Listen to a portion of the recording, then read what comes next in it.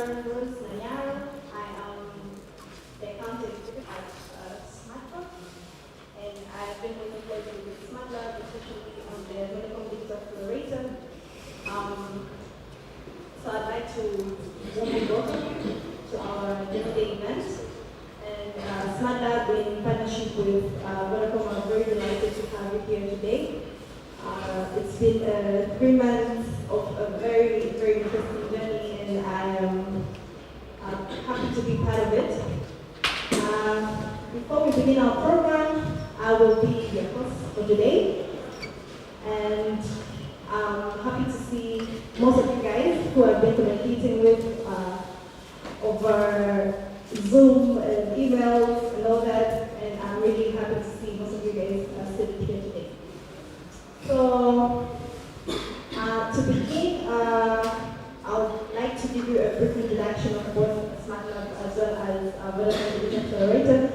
As some of you might have already known, SmartLab is an innovative lab that leads corporate startups as well as learning institutions here in Tanzania to create groundbreaking solutions for targeting most of the problems that are faced by our communities. And within SmartLab, we've been conducting several programs. One of them being the Vodacom Digital Accelerator, which we've been fortunate enough to partner with Vodacom Tanzania as one of the leading telecom networks. And this time around, they have been working to support startups who have disruptive ideas, products as well as services. And they've been working hand in hand with SmartLab to scale the ideas into stable businesses that can impact our communities at large. So, in summary, when we began at the Vodacom Digital Accelerator, which was launched last year, September, we managed to receive over 500 applications, which broken down, we finally had 15 startups which were selected to join the program. And for the past 3 months, we have been undergoing the acceleration program, which has been a series of mentorships between the startups as well as mentors within themselves as well. And we've had a very interesting journey, training and relearning and rebuilding these ideas. So today we're gathered here to listen to these startups pitch these ideas, which have been, I can say, have been undergoing through a lot of reconstruction for the past 3 months. To begin with, I'd like to first recognize our invited guests here today. We have Mr. Nguvumali Kamando, who's the Digital Director from Vodacom. We have Mrs. Irene Lola, who's the Operations Director from FSDT. We have Joseph Manirakiza, who's the Country Director from HDIF, as well as Connie Francis, who's the Director of ICT Applications and Services from TCRA. To finalize this, we have our CEO, Mr. Edwin Bruno from Smart Codes. All of these are going to be our judges as well as panelists. So without wasting time, I'd like to welcome Mr. Nguvu Kamando to give us a word from our partnership.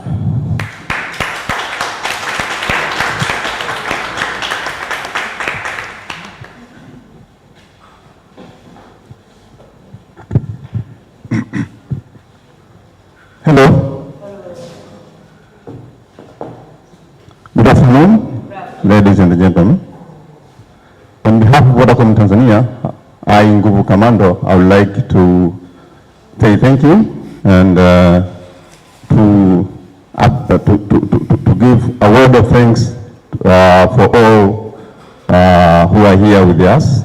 To start with, all the invited guests, and of course, those who made us, those who made us proud.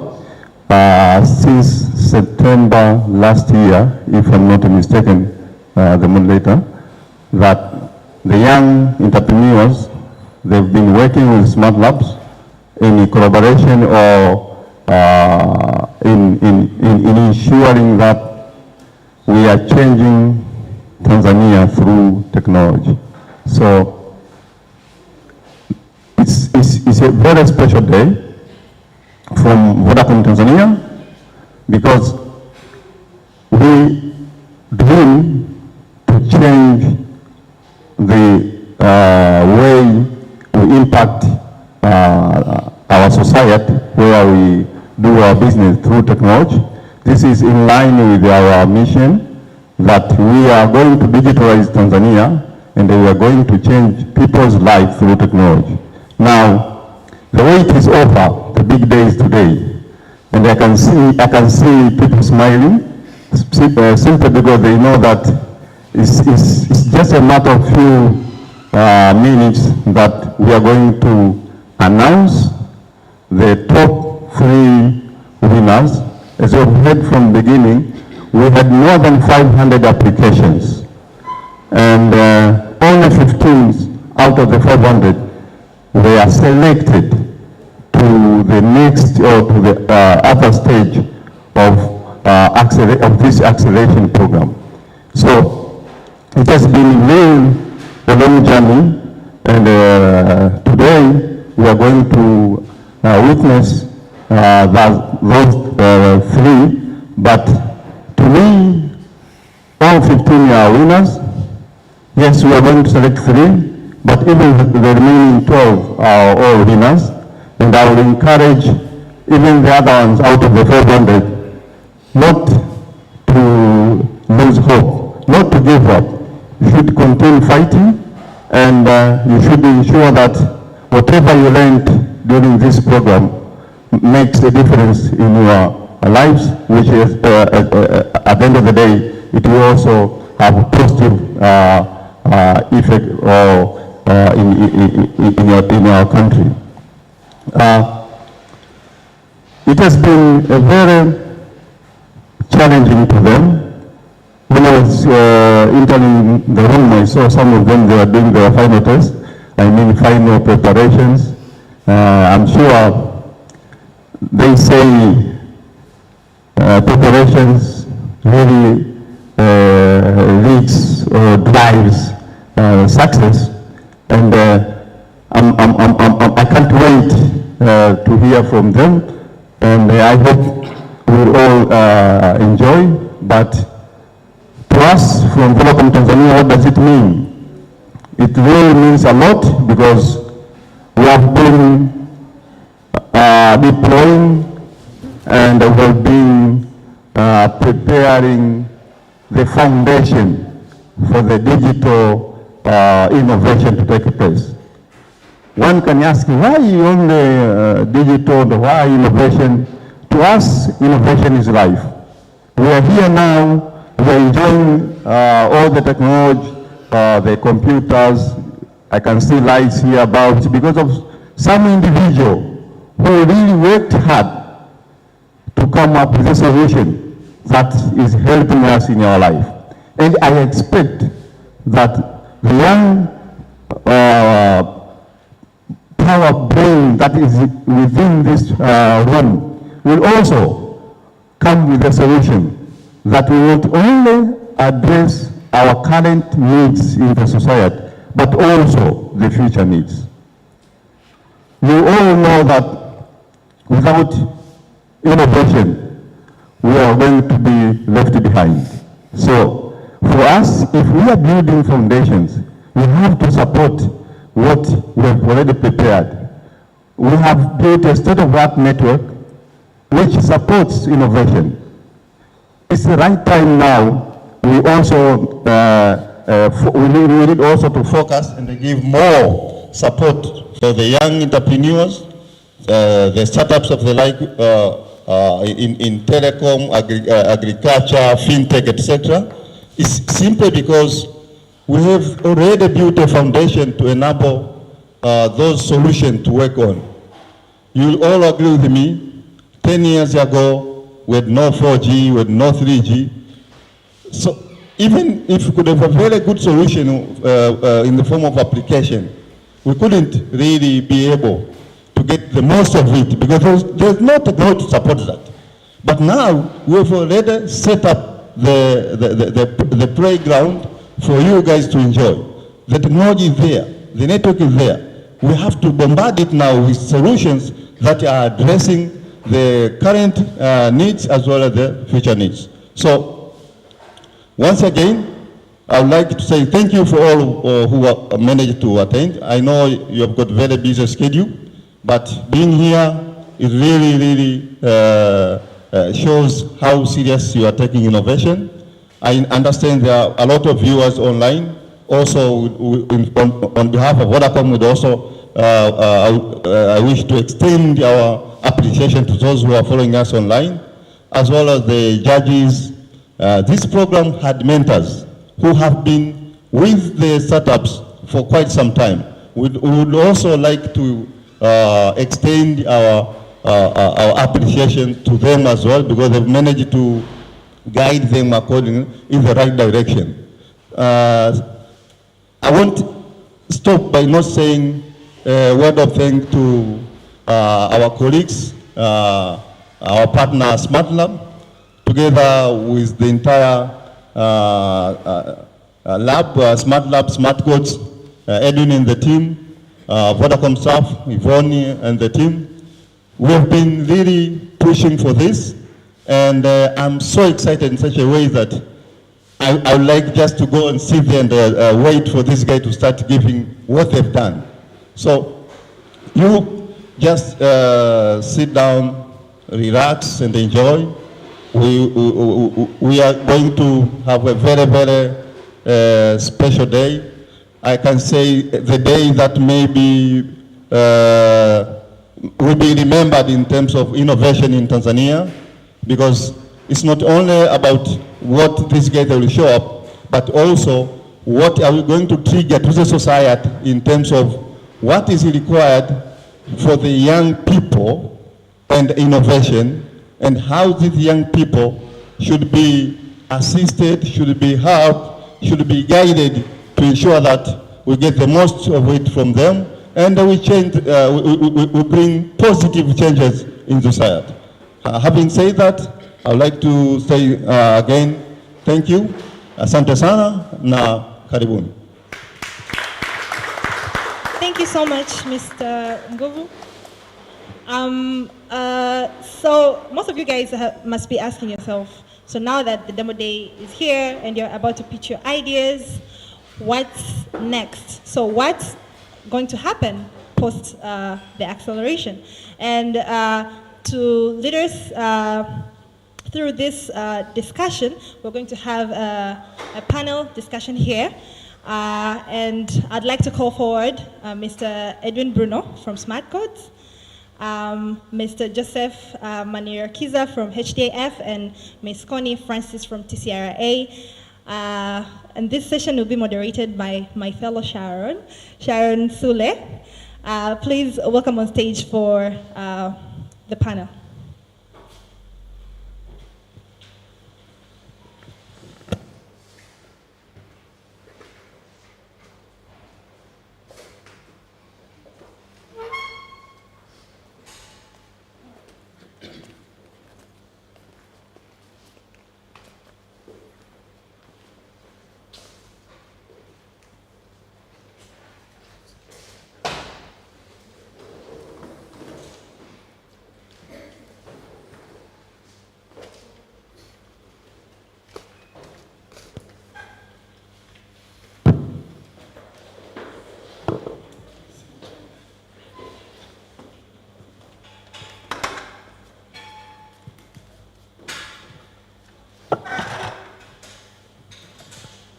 Thank you, Sharon, for introducing our panel for today.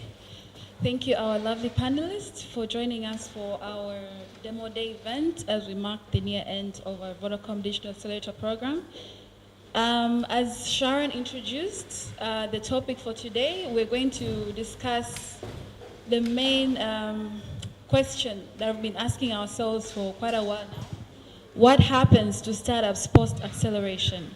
So we have here in front of us from different sectors. We have from the corporate sector, from the development partner, from the government, and from private sector. So I will allow each of them to introduce themselves briefly and what they do, and then we'll kick off with our topic for today. We'll start with Mr. Edwin Bruno. Yeah, good afternoon, everyone. Yeah, my name is Edwin Bruno, CEO at SmartCode.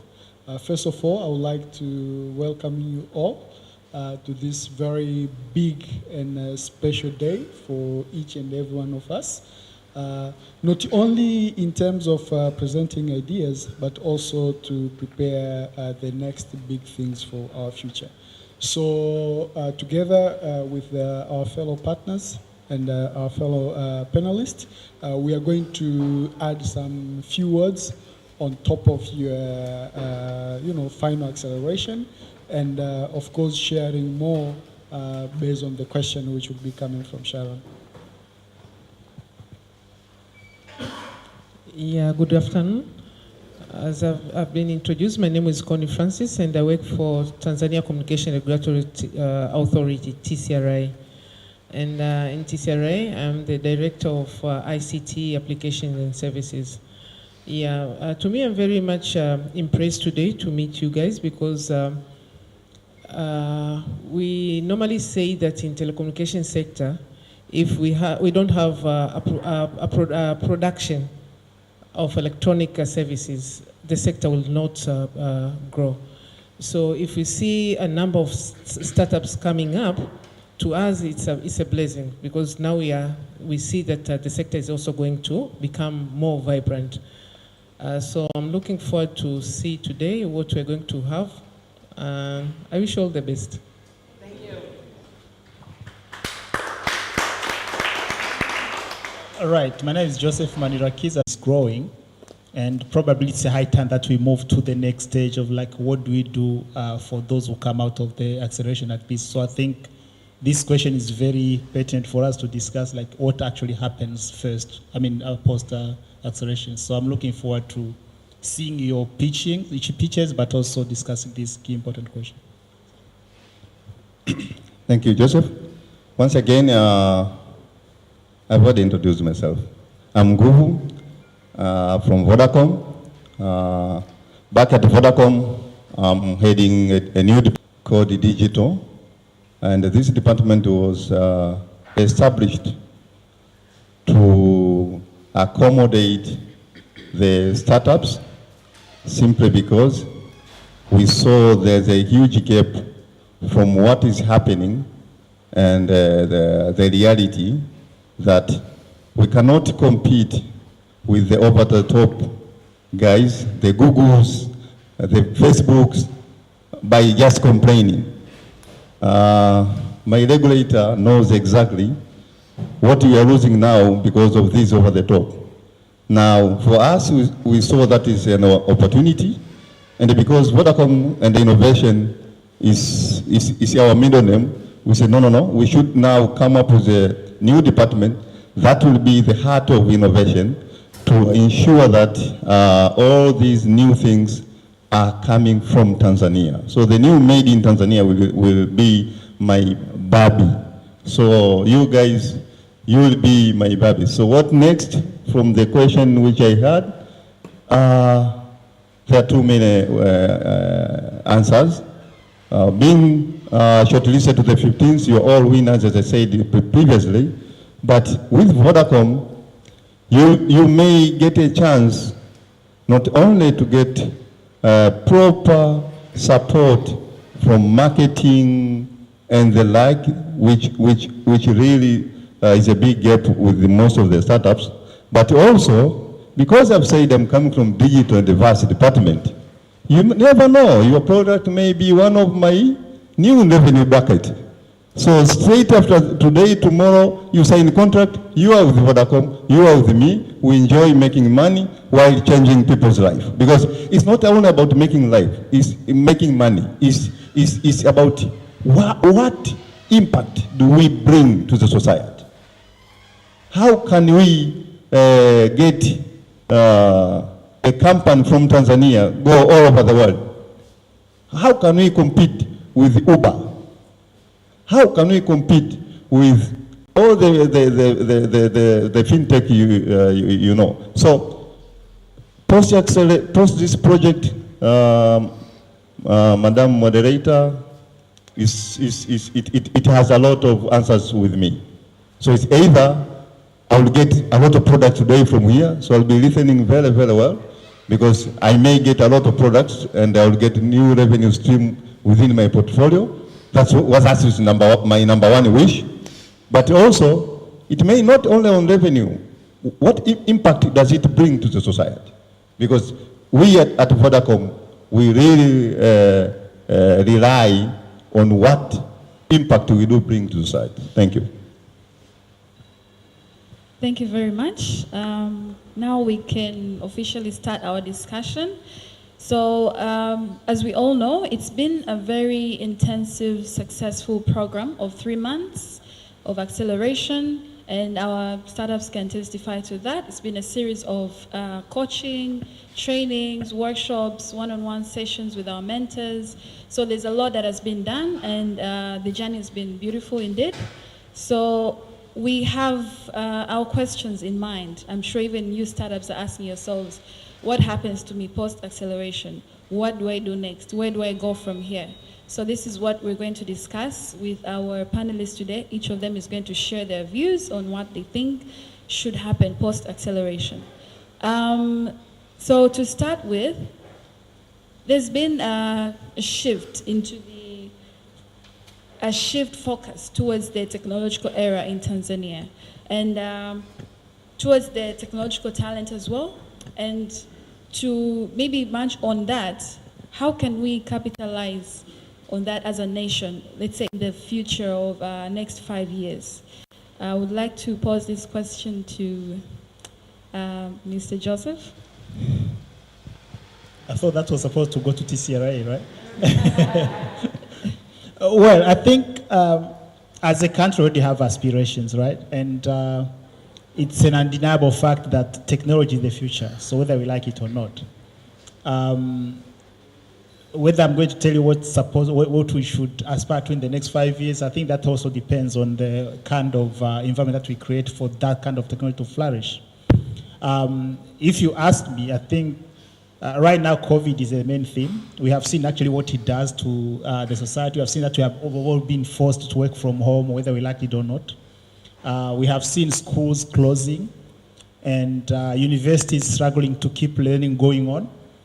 So if we had anticipated that we would actually be in this kind of situation, probably we would have invested in technology much earlier.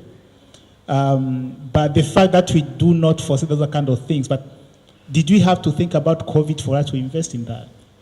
So to me, I'm looking at all the sectors of economy, everything that affects the lives that we are living right now. Like, it is a point that you couldn't go to hospital because you're afraid that those are hot spots. So if we had telemedicine, we wouldn't be struggling. So in a nutshell, you cannot pinpoint that these are the key things that technology is going to touch. It's going to touch definitely everything, right? And if we want to, we are saying that we are not saying we are officially a middle-income country, right? So I think it's high time that we start living like one.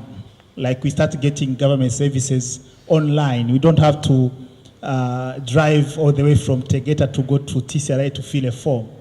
You see what I mean? So I think technology now is the main thing that, whether we like it or not, we either remain behind if we don't embrace it, or we embrace it and then leapfrog over the dreams that have already been in place to now move forward. So I think in a nutshell, that's what technology means to me, right? Thank you, Joseph. So now I think the mic can pass on to Connie and to the right person to elaborate more on that. Yeah, I'm not very much sure if I'm the right person or not, but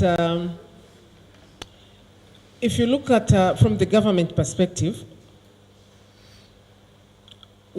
I can say that you just find that the government has decided to go digital.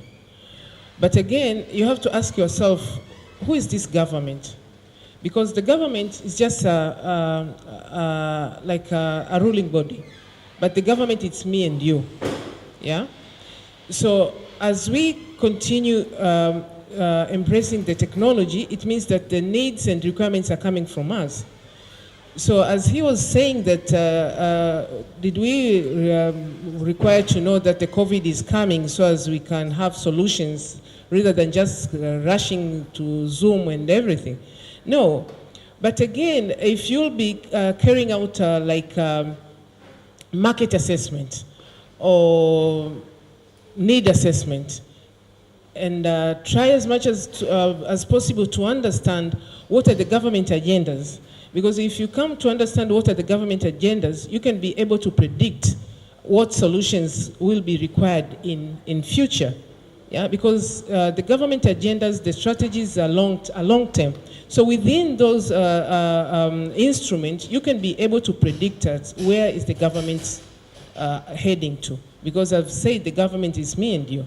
So you'll be able to assess what are going to be the near requirements and the future requirements. So in such kind of prediction, you'll be able to know where to position yourself.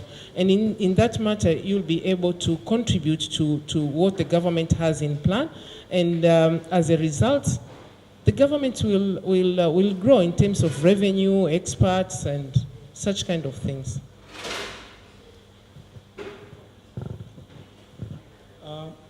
Maybe to add on top of that, because actually I think right now we're on the good pace, because for the startup, it's always about starting things up, right?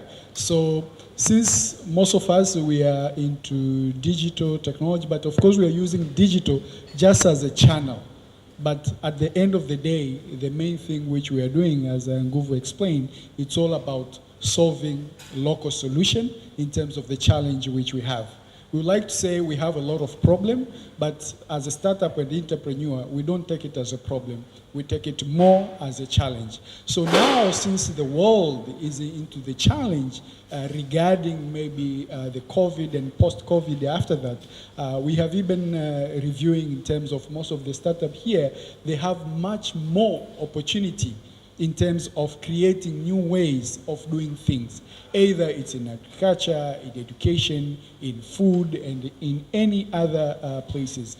And of course, with the partnership of the infrastructure, like maybe our partner Vodacom, that is to say, it will leverage in terms of us to channel these services and these challenges in terms of solving solution purely through the subscribers which they already have. But again, of course, since we are on the final day, it's not about if you are not going to pass through, that is to say the solution is not working for each and everyone.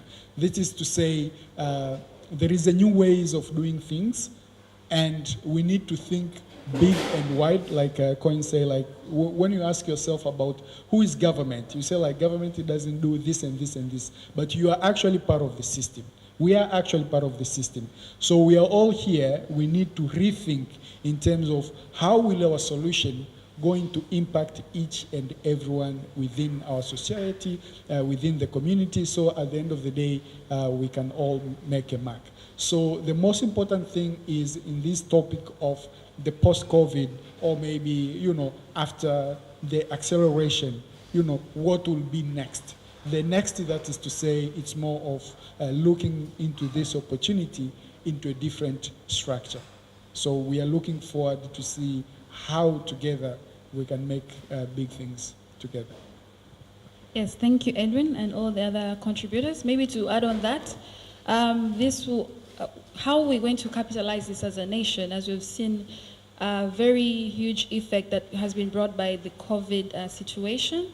So this also takes us to where we need to now learn a lot of digital skills, because there will be a lot of digital jobs that will come up in the next 5 years as the technological era is increasing day by day, mostly in Africa, and a lot of innovative solutions are coming up.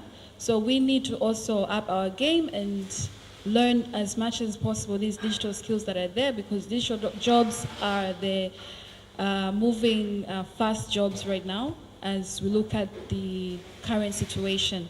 So maybe back to you, Mr. Edwin, with the next question. Considering that there's a high failure rate for startups in Tanzania, how can founders reduce the risks of failure and ensure that they... To Mozambique, South Africa, etc. So it's possible. Yeah. Yes, it's a follow-up question. So now our startups have built their products and have gone to the market. Now, how can they land a big corporate client? Okay, one of the things during the this Accelerator, Digital Accelerator program was not only to do the coding, like what you do at Smart Code, but also was to get this guy to understand the do's and the don'ts, the critical way of running a company, the governance, a lot of issues on taxation, legal compliance. I don't want to go to the licensing, etc., because she's next to me here. But we gave them the way how a corporate organization should run, and also what they should expect, including the fundamental thing which I will emphasize again, that most of us entrepreneurs, we tend to forget that it's a company of your family, maybe you and your brother and your wife. If you are lucky, you are married. I think all of them, they are so young here. But there's another shareholder of which one of our mentors is a tax expert. So another shareholder in your company is a government. They have at least 30%. So you have to understand that from beginning. Otherwise, if it's not in your business case, you'll have surprises. So we'll continue giving them the guidances like what we've been doing. And once again, I would like to say thanks. We really appreciate what the mentors they've done. Smart Labs, Smart Codes, they did a very good job to getting mentors from different sectors. I think that helped a lot the startups. Otherwise, we couldn't have those flying numbers, 200, 300% in growth. So that's the thing we've learned, I think, and we will scale it up. Yeah. Thank you very much. Thank you. I hope the startups are taking notes, as when you are now looking to get a corporate client, yes, that's what exactly you're supposed to be doing. So the next question will be going to our development partner representative, Mr. Joseph. What exactly are investors looking for in startups post-acceleration? Because now the startups have already been groomed, they've already been mentored, coached, they've gone through all these series of workshops, and then now as they're going into the market, they're looking for investment. So what exactly are they, what should they prepare themselves with? What are the requirements that they need to get themselves ready with as they're approaching investors? I think that's a big complex question, because one, it depends on what kind of investor you are looking for, and probably what kind of investor you're also ready for, because I think that probably part of what you were taught during acceleration is investor readiness, which is very important. You can name 3 top things. Yes, one, I think you should already have a product. I think because investors who are going to put in money, definitely they're not going to put in money for charity. That's why I say it depends on what kind of investors you have in mind. Second, you should really have like users of your product or services, which luckily enough, I think there are actually quite a number of you guys whose services are already in the market and they're already tested, like it's already being used, which is a good thing. So at least you have somewhere to start from. But 3, again, depending on the nature of the investor, of how much investor you're looking for, you should have your I wouldn't call it a paperwork in order, because I mean, they are going to look at your numbers and everything. So be ready actually to tell them, like, this is actually where I'm seeing myself. This is where I'm going to see I see myself in the next 3 to 5 years. So being able to tell the story, if you cannot do that as a code, at least get a teammate who can be able to structure a message and be able to sell it convincingly to the donor. I mean, to the investor. Sorry, I'm using the word donor because that's where I come from. Yeah, but I mean, they're all the same. They can change names from where they come from. Yeah, so I think those are the key main things that the startup should actually have in place. Yes, thank you. Munguvu wants to add something. Yeah, I want to add something. Okay. Like what Joseph has said, investors, they will ask you, they will try to test your scalability. Are you scalable? What numbers are you talking now, next year, the year after, etc.? They will ask your margins. They will really like to know what the cost of delivering that product, so that they can understand that, okay, because for investors it's a choice. Should I invest into a company A or a company B? They don't look for a color. They don't look for how good your marketing people are. They want the numbers. They want profitability. So they will say, okay, if I put 10 shillings in the company A and I get 2, while the same 10 shillings in company B, I get 5. Definitely, they will go to 5. So another thing apart from how scalable you are is the so-called value creation. So what value do you bring to the consumer? Because that shows how stickiness your solution will be, and that will also give, like, they get the confidence that there is sustainability here, and the risk level goes low as compared to the others. Yeah, thanks. Thank you. Yeah, that makes a lot of sense. Thank you very much. Mr. Edwin, can you add? Yeah.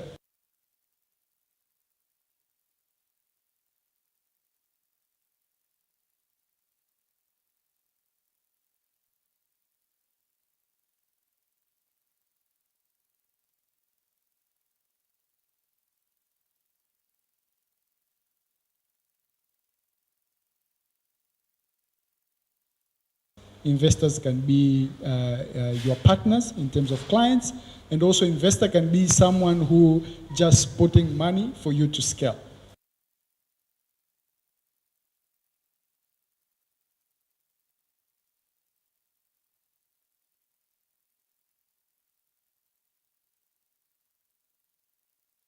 My business, because maybe I have a good marketing pitch, people, they know me, maybe they need to give me money. Investors are just like other people in terms of like banks. They want to put their money and they want to see the money multiply. And sometimes you might see people are pitching to get investors, but really they don't need that money at that time. So it's really also important to know exactly what do you need and what amount at what time. If you come and pitch to me today, you need maybe 100K. After maybe 6 months or 1 year, when we meet again, I don't expect to hear again you still need 100K, even if no one have give you money. Maybe you might be needing more or even less. And of course, into that amount of money which you will be in need, pretty much you can break it down. Because sometimes it's not about you're looking to get money to scale, but maybe you're looking to expand your team. You know, if you are to expand the team, that means instead of pitching for investor to give you money to pay people, what if you talk with your fellow whatever and then you give something back? You know, that can be part of investment pitch.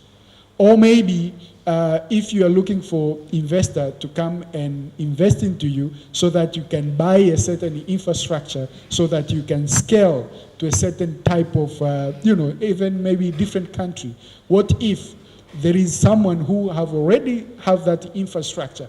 Either maybe it's a bank or it's a telco, and then say like, you know what, What if I embed my application or my system within you, and maybe, for example, in telco, it can act as value-added services, at which you all make money at the end of the day, rather than getting 100% of maybe 10 shilling, but you can get maybe 3% of 1 million. This is in terms of partnership. And then the last investor, it can be now the person who can give you money so that you can decide what type of infrastructure or maybe what type of people you can, partner for them to work within your company. But I believe because, of course, especially right now, a lot of things have changed. Though, of course, Africa, we have a lot of opportunity. The investment in terms of money should be, the last thinking. But if you can break it down, maybe within that money, what is more percent needed? Maybe more percent needed because you want to, of course, when you look in terms of most of the people in the pitch, they want to expand. When they want to expand, let's say if you have an application, you want to put more money into marketing, right? So that you can let people maybe to understand and to know more of your application. So if you get an investor who can plug you in within their marketing investment, that means it's going to give you more rather than if you can be given maybe even 100 or 200 million, or maybe there is type of investment in terms of brand collaboration. If you go and say like I'm ABC, maybe people will hesitate to give you or maybe to pay through your system in terms of putting money within your wallet. Let's say you're a fintech, but if you are ABC associated with a certain partner, which everyone else maybe within the continent, they trust that partner X, that can be even more investment compared to if someone give you money. And of course, at the end of the day, we might need regulation, to involve government, as I think Nguvu said. When we put a lot of our deck, we think like we own everything 100%, pretty much maybe 30 to 55% of the first owner of our business, it's a government. So how can we come and partner with them in terms of maybe to subsidize, to push an agenda so that they can give us a certain license rather than go outside and look for money so that you can come and pay for that license. So in terms of investment, we really need to break it down exactly what do we need. If maybe you are working on supply chain, instead of looking for investors so that they can give you maybe 100 million so that you can go and buy trucks and border for distribution. What if you go and talk with someone who owns borders and be part of your business, and then you use that as the infrastructure? So going forward, I think in terms of investments, we should rethink in terms of break it down, and rather than getting 100%, how can we get bit by bit? And then, of course, at the same time, we are still doing what we are supposed to do so that we don't waste a lot of time, go to a lot of investment pitches, while at the end of the day, our business need to move forward. Thank you very much, Edwin. Speaking from experience, very good insights. Thank you. You've mentioned government. Now let's go to the government perspective. We're glad to have our representative here, Ms. Connie Francis. As we all know, in everything, every solution that we come up with as startups, we know we cannot neglect the government sector. It has to be involved in every detail, mostly in the TCRA sector. So I would like to know how can the government benefit from these local startups?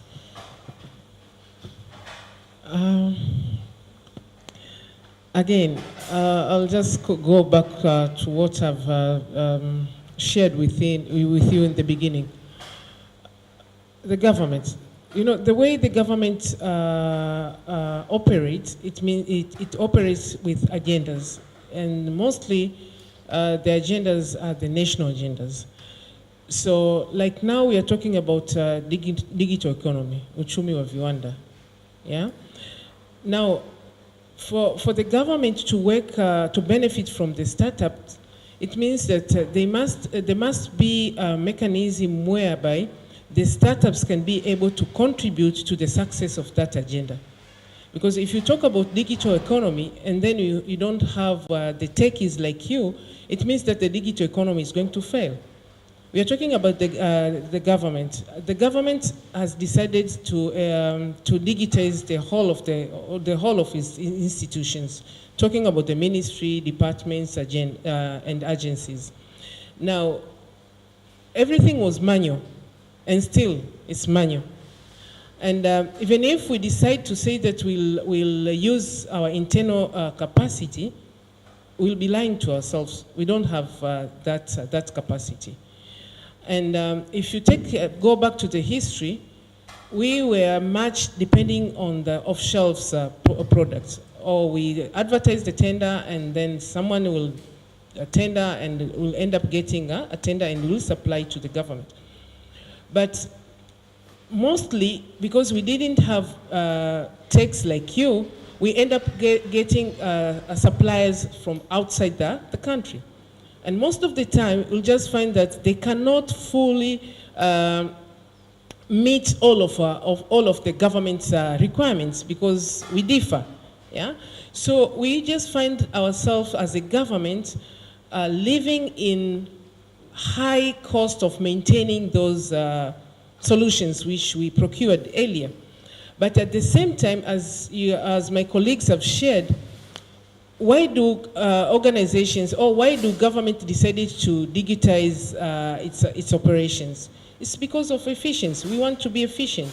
Yeah? We want to be more, kind of innovative, to have innovative solutions. And so if you don't have the right solution, it means that you will invest to buy that solution, and the solution will not deliver what you're expecting, and at the end, you will be incurring costs to maintain that the solution. So what the government is going to benefit from the startups, it's to get the right products, because you're the government, as I've said earlier. If the government is trying to look for a solution on the Ministry of Health, you are getting the service from the Ministry of Health. So you do understand what the Ministry of Health here in Tanzania would require. So it's like, to me, I see it as a joint effort, because the government, to benefit from the startup has to understand what the government requires. So the government has to put in place, I don't want to say means where the startups can come up into the business and prosper, because it will be like we are giving you like kaupendeleo, but while it's a business like any other business. Yeah, because sometimes I ask myself, who is a startup?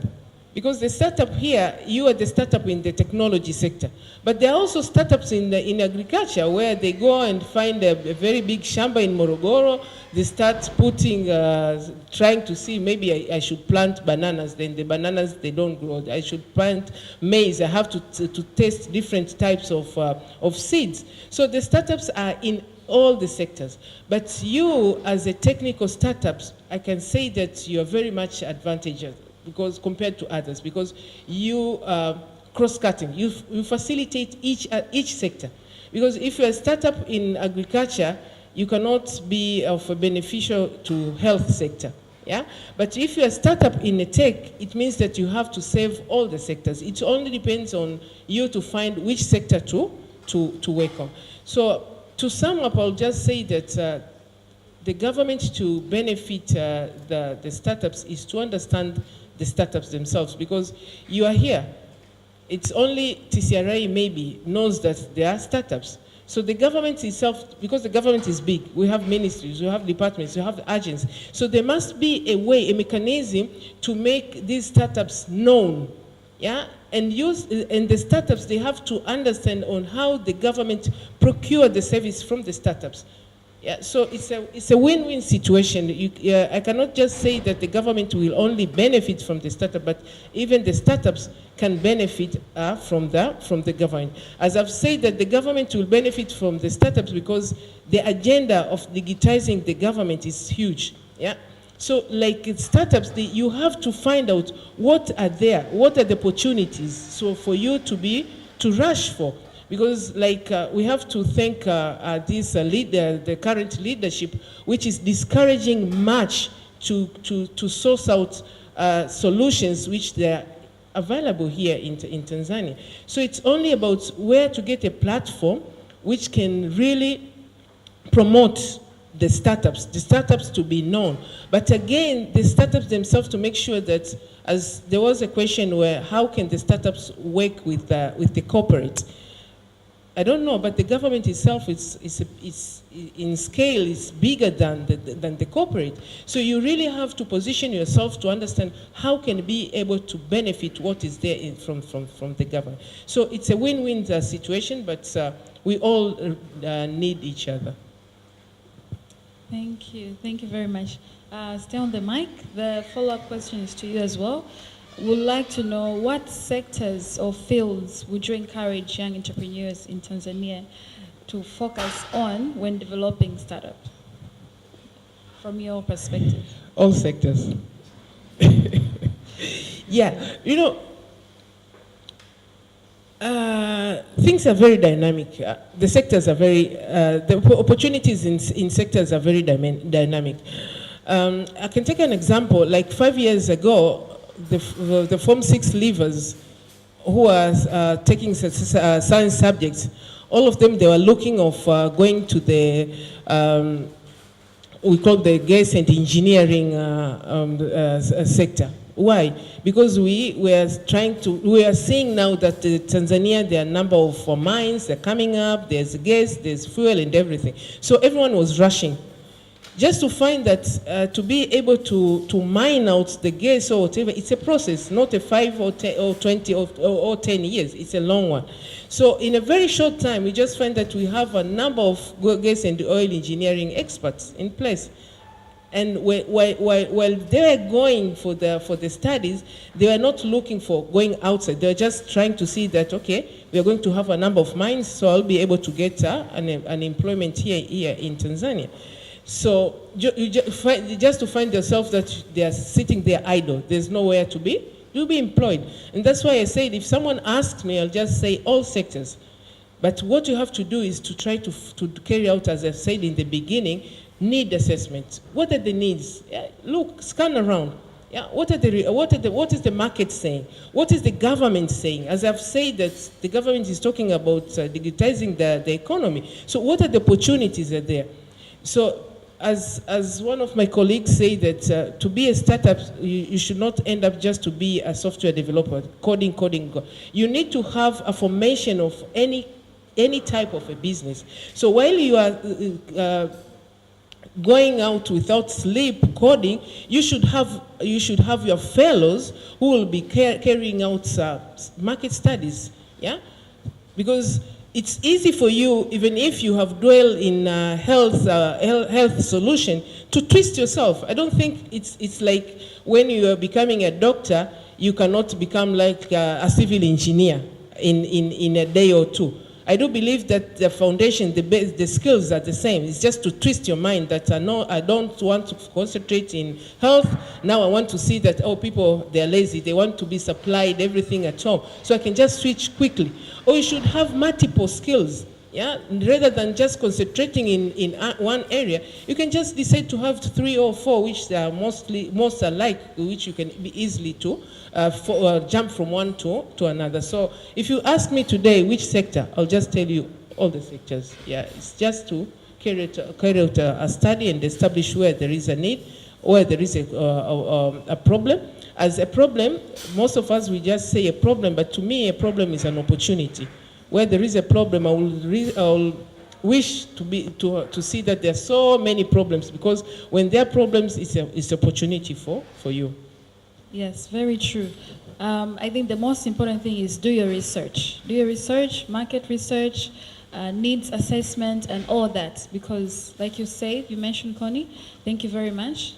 Opportunities are everywhere. You need to know where the problem is. The problem is the opportunity.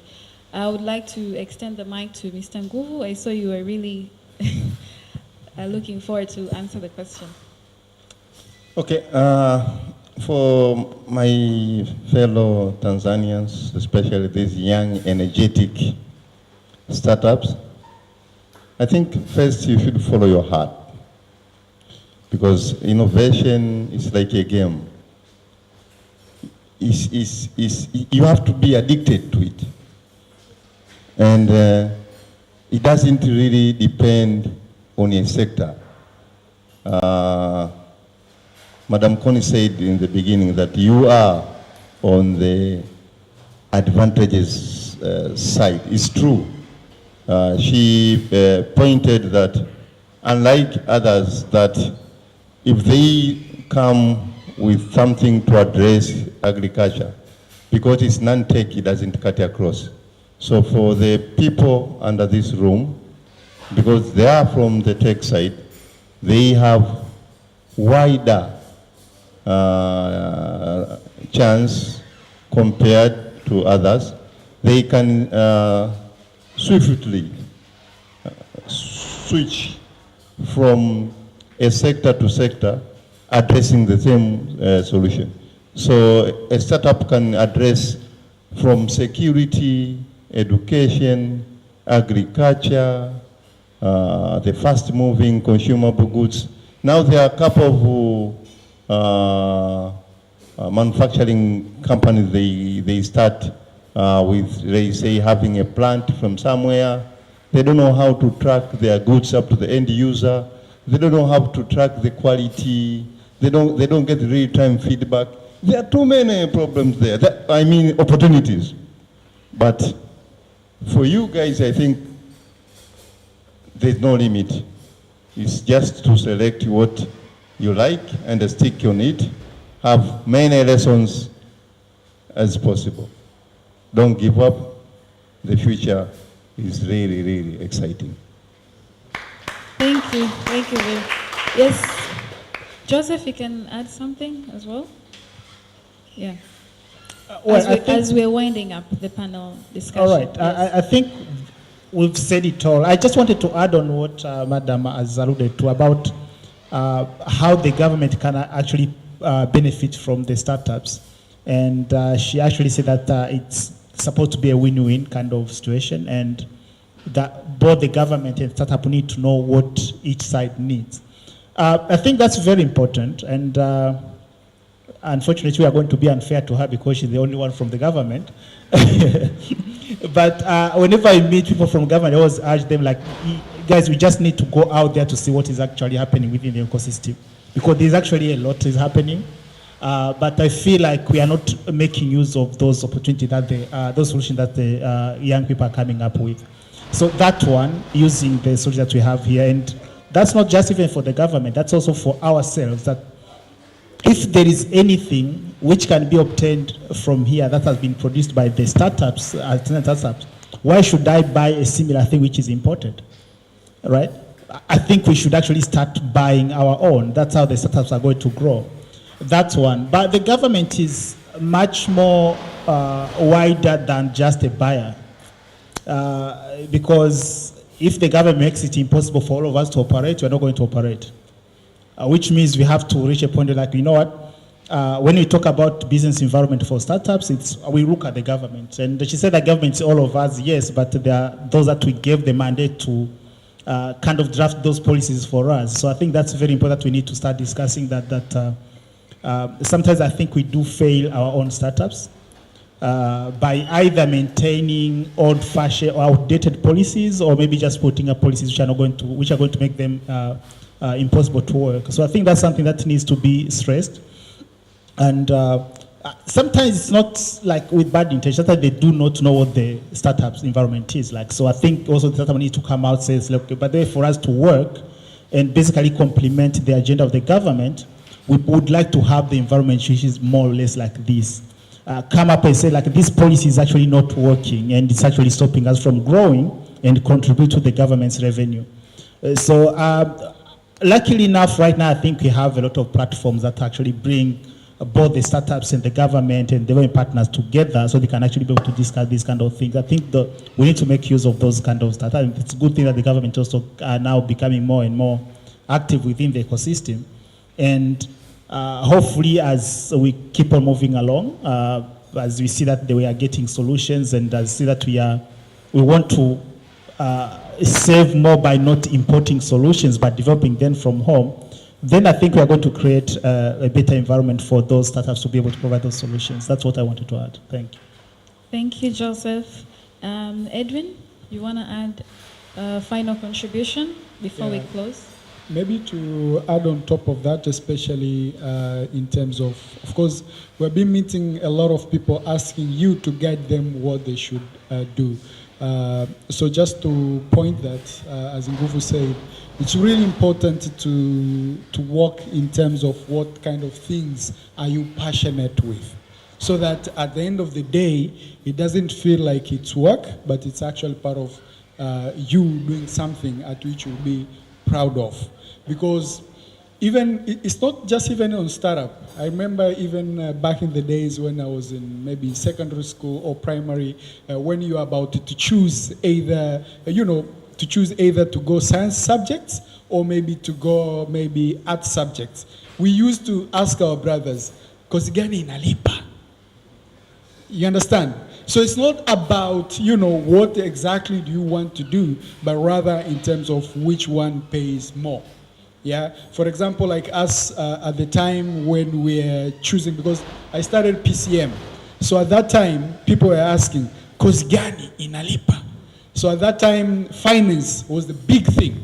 So everyone moved into finance and very few went into engineering. So at the end of the day, we find out, because now finance market, it's in need right now. That's why inalipa now. You understand? But when you are going to start that journey for you to become, certified, maybe accountant and things like that, pretty much it will be 4 years later. 4 years later, something else will be booming at that time. You understand? So you need to ask yourself, what kind of things are you willing to put your effort into? Not what inalipa now, but what are you passionate into in terms of what are the challenges, if it's agriculture, if it's finance, or maybe if it's transportation. Do you want to be part of that change? Not like which one inalipa, because other people have already prepared an infrastructure. That's why you see it pays now. But it's really important for a startup and the innovator to go with the one which doesn't exist. That means creating something new within that ecosystem. You will come up with something. When that something is booming because you have already created something, at that time, people, they will think this now, it's inalipa. When they're coming into, you are actually 10 times far away from that. So the bottom line of the story is, it's really important to see, first of all, what drives you. And within that, bite by bite, how can you going to make an impact on, of course, on top of it, revenue? And then it's when you can look for investors and partner to scale it so that at the end of the day, it can give you a sustainable growth revenue. Not that just a revenue of now, and then at the end of the day, if the government change the rules, everything is into the back pocket. And then again, I think there was someone says back in the days that if the government has an interest into that sector, it's too late because the system is going to be put in place. But if it's something new, even the government will come to you and learn with you. And of course, together, you can put a policy, which of course, you are the one understanding the ecosystem and processes. That is to say, innovating and coming up with something new, involving the stakeholders like government, it's actually going to give you a proper structure for you to grow.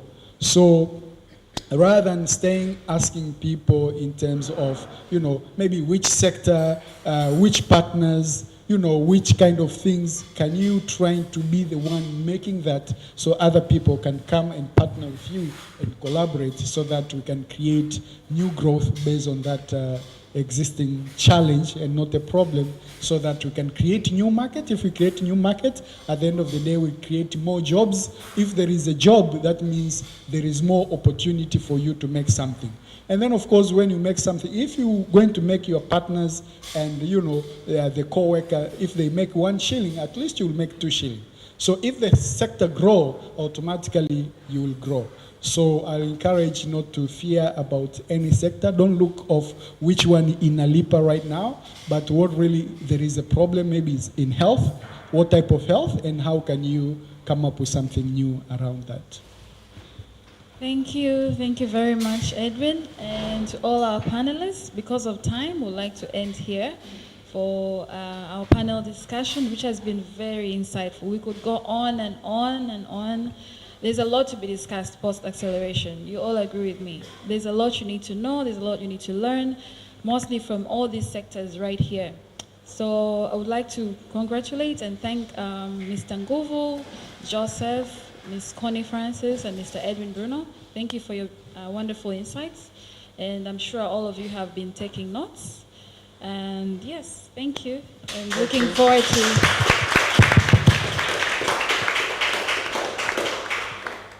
I'll hand over to Sharon for the next program.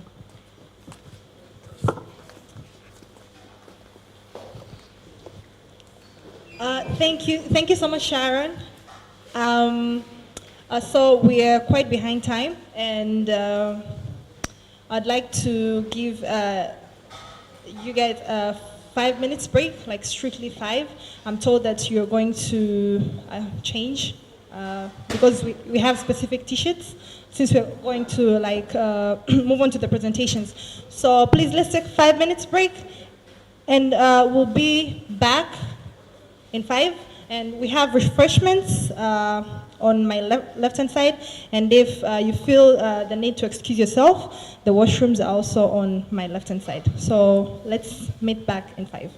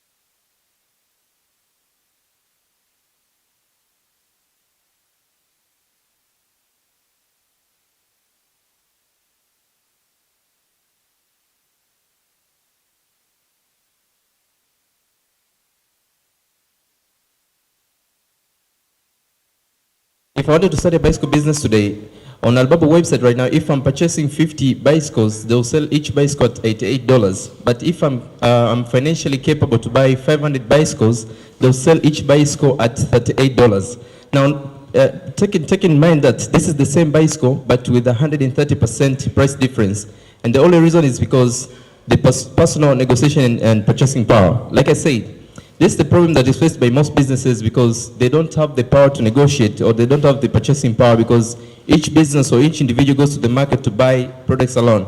And that's when we thought of this powerful solution, #Pulse, which is a mobile application that connects people together with similar demand so that they can team up for a joint purchase in order to get maximum discounts. Our market is quite comprehensive, ranging from health, hotel, makeup, electronics, and whatnot. And we're looking to reach at least 30% of this market in the next 2 years. Our business model currently is based on commission basis, whereby we charge 10% of what we help the user save. So if you wanted to buy a mobile phone, and through #Pulse, we help you save, let's say a mobile phone that costs 1 million, and through #Pulse, we help you save 10%. That means we help you save like 100,000. We charge you 10% of that, which is about 10,000. And in the future, we're also looking forward to introducing annual subscription fees for vendor registration, which will be about 50,000 Tanzanian shillings. And also, we're looking to introduce advertisement platform for the vendors so that they can advertise themselves and pay us as a fee. Our current competition is Kupatana, Zoom Tanzania, and we also have Kiku. But all this addressing only one customer pain, that is the need to visit a particular store in order to acquire your product. But with #Pulse, we're doing more than that. We're not only helping a customer acquire the product at the comfort of their couch, but we're also helping them purchase in a like participate in a joint purchase. In other words, we are pre-negotiating for them. When we started the acceleration program, we just had a prototype, but today we're very excited that we have at least registered 8 vendors. These are businesses which already have pre-existing customers and we have about 54 active paying users, and our revenue is about 720,000 Tanzanian shillings in the past 2 months. I'd like to introduce you to our powerful team. We have Clay Kennedy as our CEO. Clay has a wide experience in the market. He's been the mastermind behind the Cheka 2 stand-up comedy platform for the past 2 years, hosting an event that carries between 1,000 to 3,000 people. And we have myself as a business developer. I have background in accounting and finance. And I also have about 7 years experience in multi-level marketing and traditional business. We have Angela Msese,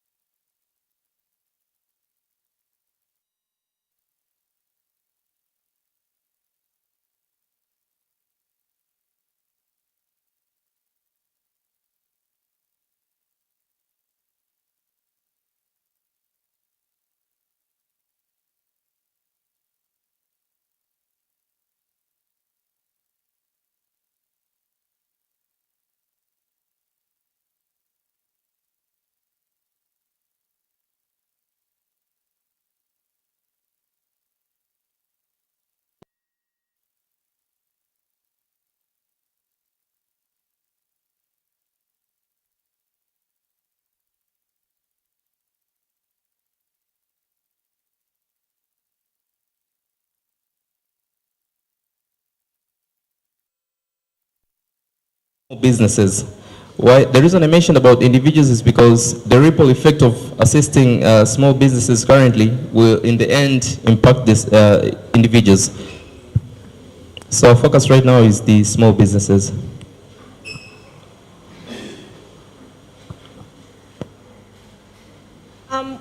Any other question? We have 30 seconds to go. If not, thank you so much. Thank you so much, Sharon. Yeah, next up we have, oh please, guys, please, forgive me. All right, next up we have Beltro. And while Beltro is on stage, Bongo Voce, please get ready.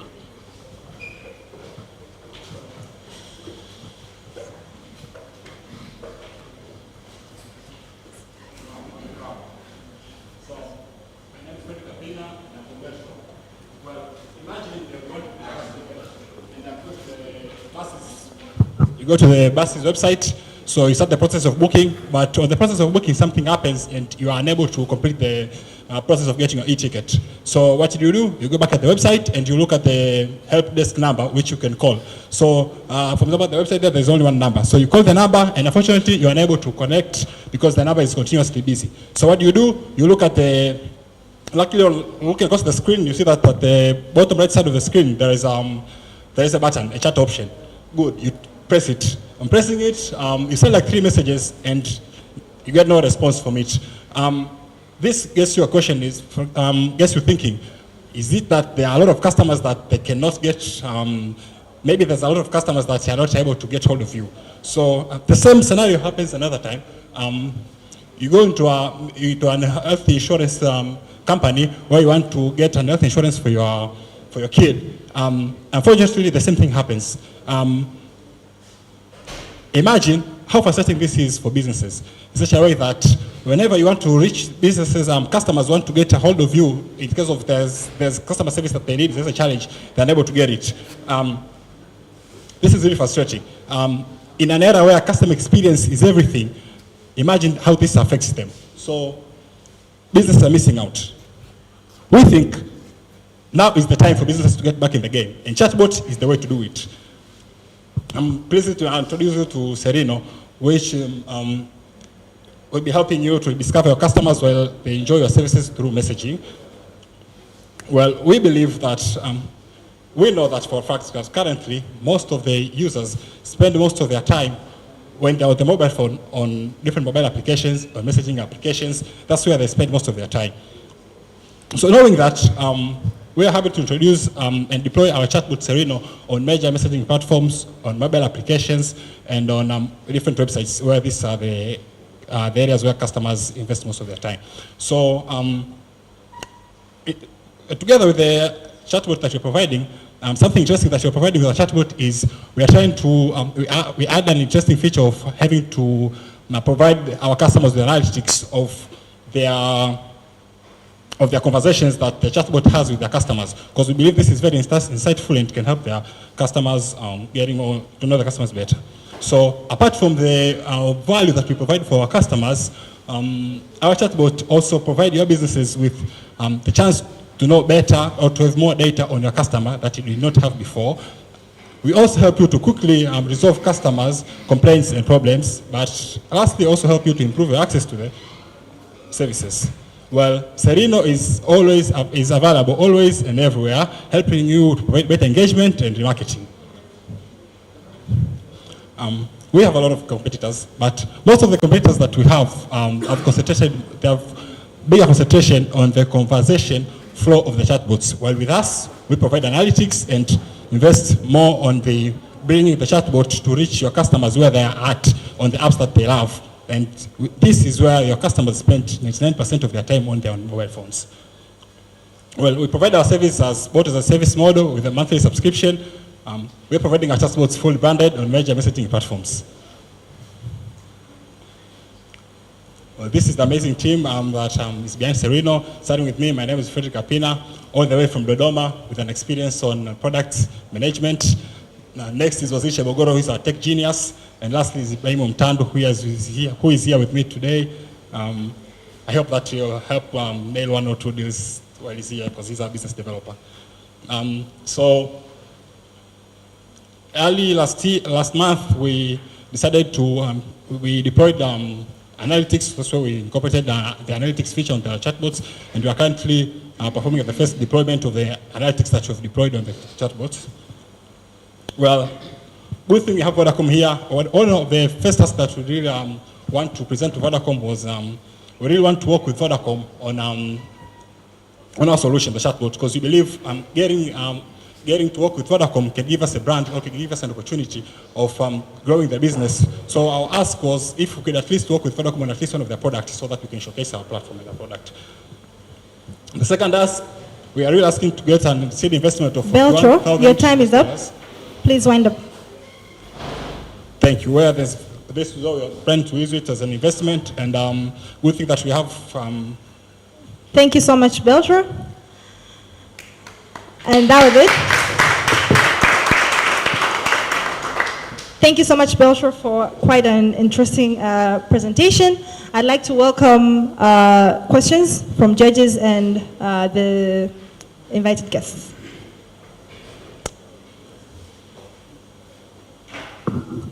Questions? Yeah, so Betro, can you please explain about your business model and who will be more of the target audience? Is it the business or the customer? Okay, so starting, we are targeting our customer that we are mostly targeting are all businesses that are performing their services online, and they have a large number of customers, so which somehow providing the service to customer service to all of them is a challenge.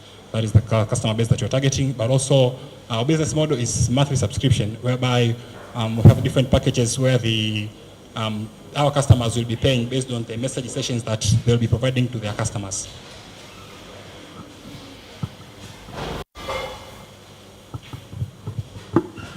All right, anybody else from the floor? Do we have any more questions? If not, then thank you so much, Beltro. Please, let's give them a round of applause. Thank you.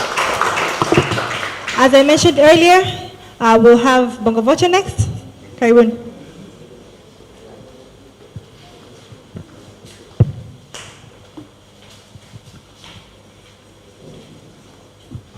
Yes, so as Bongo Vocha presents Echo Shilling, please get ready.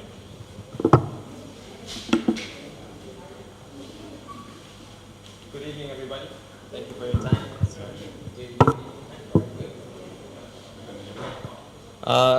So I'll introduce you Bongo Vocha. When we plan to consume, you always think about saving, especially in this current era where we're going through a little bit of a turmoil. We all love to get that extra discount, that special offer, that buy one, get one free. And at the moment, most individuals find these sort of offers over social media, or maybe hear about it from a friend or family. Statistics prove 10% of all of us find out about these deals online, whether that's social media or Google search. 15% hear about it from friends or family. 10% find out when they reach the store, and the remaining just never get lucky enough. What is Bongo Vocha? Bongo Vocha is a coupon-based application that looks at becoming your go-to source for serious saving. Bongo Vocha brings to your fingertips exclusive discounts, coupons, and deals, whilst creating a loyalty program and giving back what is analytics to our merchants. So we saw a gap in connecting the right people. That's the merchants to the end users. And that is why we thought of introducing Bongo Vocha. We started off as a booklet, whereby if Mr. Edwin wants to take his family out for dinner at Barbecue Village, he would get a 10% off. If Mr. Nguvu wants to do a business lunch at Spurs, he would get 40% off.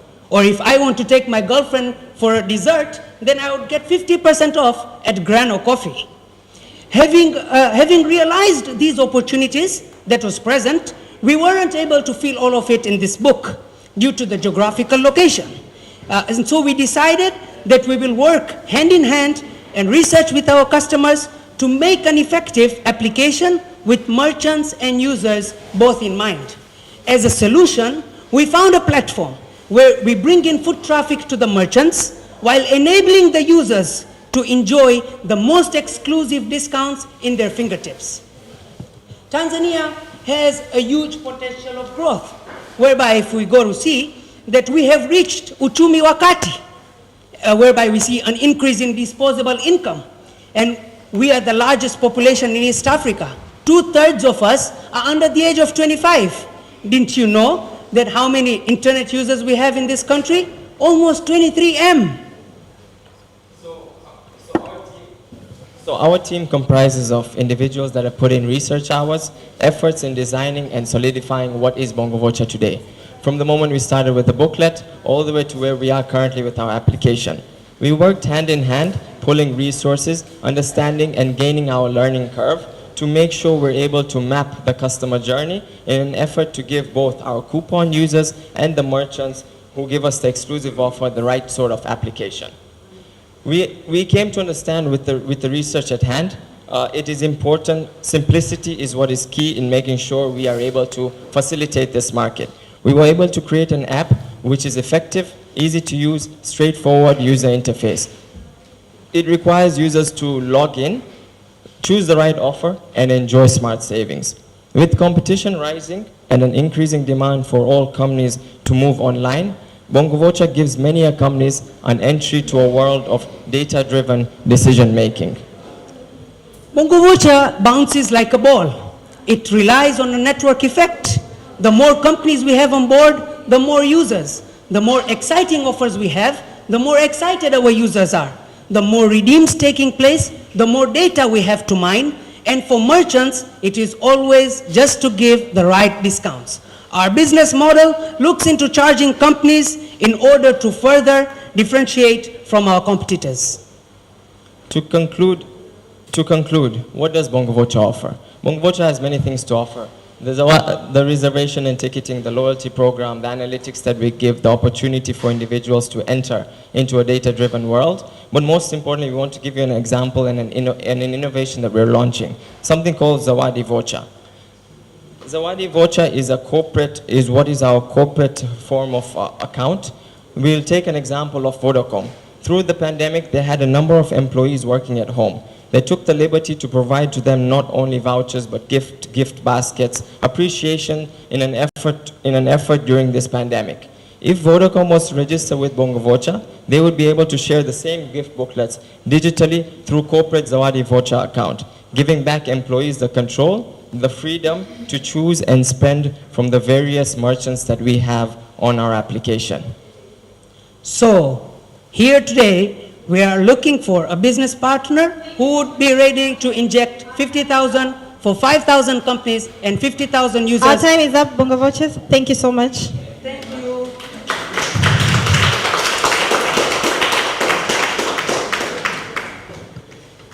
Thank you so much for quite an interesting presentation. And next up, we're going to have questions. Questions from the floor, the judges, please. Yeah. So in terms of the business model, who will be charged? The restaurant or the customer, or they do share? Who actually bear the charges? And what is your business model in terms of your third partner? What are they going to get? Sure. Do you mind if I just get back to it? So over here, as you can see, we've gone through to put down everything that normally people get charged. The normal people that normally are going to be paying, our income is coming from the merchants who decide to basically place their advertisement or their discounts on our applications. Who decide to basically place their advertisement or their discounts on our application that has a wide reach. So we're going to be charging the merchants. We have other forms of income for sure, like you've seen at the back. For example, the Zawadi Vocha, in this case, if Vodacom was to join with us, they would have some sort of a corporate account.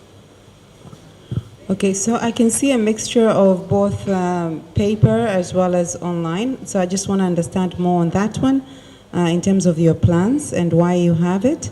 And then secondly, in terms of the traction, like where are you right now? How many customers, how many merchants, and how is that going? So my apologies if it was not well reiterated. The truth is that Bongo Vocha started off as a booklet. The goal was to bridge the gap that was seen. As my colleague mentioned, we started off with a booklet in an effort to bridge the gap that was there in discounts that were provided from companies. But having seen the lack of geographical reach, we were only able to print out about 4,000 copies each. the demand meant we needed to move and break geographical bounds. And thus we have started this application now.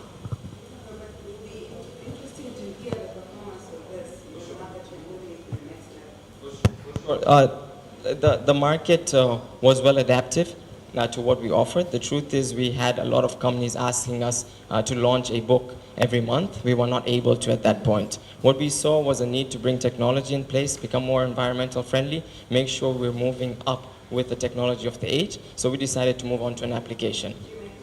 Yes, we did.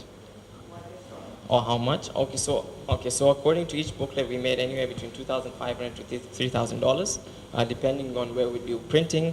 Our first issue was a bit less because most of our money went into printing costs. Thank you so much, Bongo Vocha.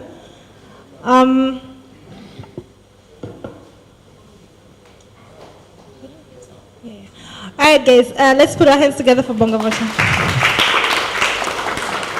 As I mentioned earlier, Echo Shilling will be presenting next. And while Echo Shilling is on stage, Kasome, please get ready.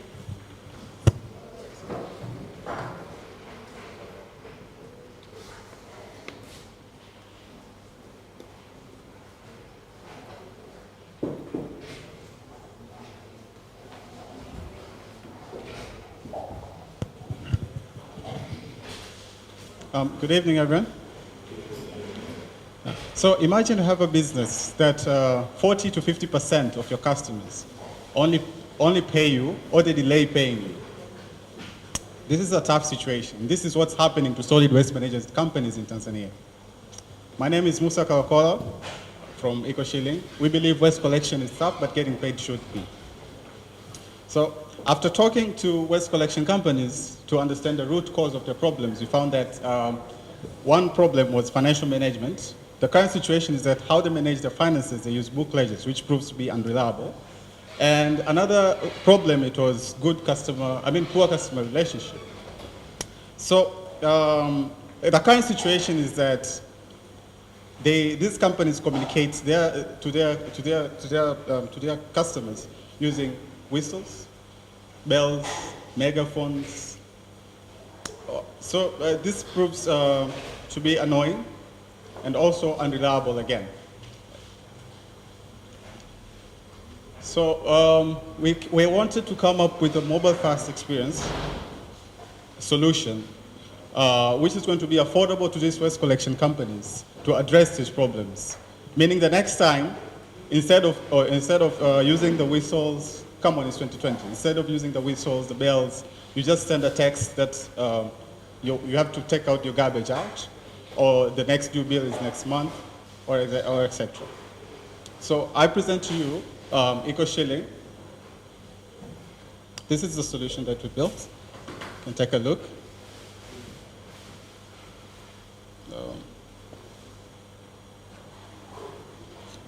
So Eco Shilling is an ecosystem of technologies. There's a mobile platform, there's a web platform, and for the waste producers, that's me and you, we built an SMS interface that you can receive text, as I said, for the status of the pickups or the delay in pickups. And also we built a USSD menu so that you can pay to the waste collection company through digital payments, through M-Pesa. And our market size we did an estimate in Ilala, means there are 15 companies in Ilala, serving over 300,000 households. That's the total addressable market. We just did in Ilala. And how we plan to make money is through monthly subscription. We start at 25,000. We charge based on the data usage. The SMS services, there's 30 shillings per SMS, and also selling the Eco Shilling devices, although it can work in any Android device. And the overall market is 100,000 USD. This is based on SMSs and subscriptions. We plan, our scalability plan is that we start conquering Dar es Salaam, all the major cities, Arusha, Mwanza, and finally Dodoma. So far, thanks to the opportunity for the Vodacom Accelerator, we managed to acquire three customers. We have 6 leads in Dar and outside Dar. deployed the digital payment system, as I said. I'm going to talk about this later because I didn't mention it on our business model. And also managed to talk with the Ilala Municipal for potential collaboration in the future. And we have over 4,000 households registered as it is. Our market strategy is simple. We're just going to call these solid waste management companies in seminars. And we're going to pitch them the idea and get them on board. Our competition so far is that EcoShilling is reliable and also it's easy to use compared to Excel and the book ledgers. Our team has, it's me, Michael, and John. We have 6 years of experience in the startup ecosystem in Tanzania. And what we are asking is 30,000 USD. That 13.3 is going to personnel, but the largest portion is going to the marketing and sales, because most of the job is done so far. And we're also looking for a partnership in communication services as the SMS, because right now we're working with Cellcom. They're offering 15 shillings per SMS. Maybe if you get it by 5 or even 3, we can, it's going to be cool. And we also need guidance with working with the government. As I said, the digital payment part, it was a huge barrier. We failed to convince the authorities. And we also need a space for seminars. It's going to save costs in our marketing. And so far, we've been, I'm humble to say we've been backed by I4D and Palladium from the beginning. And that's the end of our presentation. And we believe waste collection is tough, getting paid should be. The next time you get a text that you should take out your waste, not the bells, or listen, you know, that's us. We did it. Thank you so much. Thank you so much, EcoShilling, for the presentation. And I'd like to invite questions from the floor or the guests. Thank you, EcoShilling. Yeah, thanks. What value does EcoShilling brings to a customer or to the consumer, while we know there are different suppliers with a specific timetable? And let's say, I'll give an example. Let's say at Mwenge, if I live at, let's say Makunganya Street in Mwenge, I know the truck will come every Tuesday at 11. So every Tuesday at 11, I'll have everything there, and I'll pay via M-Pesa directly. What value that EcoShilling brings, so that it will make me really to stop my traditional way of dealing with the garbages and join your solution? Thank you. Thank you for the good question. Maybe like the story of EcoShilling, we started with very, I don't know where you live, but we started our pilot with the lowest income areas that car might not come and no notice at all. The biggest part is even there are breakdowns that happens, but there is no proper way of communicating to the customers as it is right now. So we provide even those companies, even if there's a breakdown, they can communicate. There's a breakdown, and please, we're going to pick up tomorrow. If it's always scheduled, it means we're going to leave your garbage outside, but when you come later, you're going to find it. But if they could communicate it, if they could communicate that today we're not coming because there's a breakdown on the cars, those things can happen. So that's the value. That's the value for maybe the high-end areas that are well served. That's the value. That's well served. Our time is up, really. Yeah, for the questions. Yeah. So, apologies, guys. You have to speed up so that we can have more time for questions, and you'll be able to like explain more your ideas through the questions. As I already informed you, yeah, Kasome, welcome. By the way, we didn't have a round of applause for the previous team. Yeah, thank you.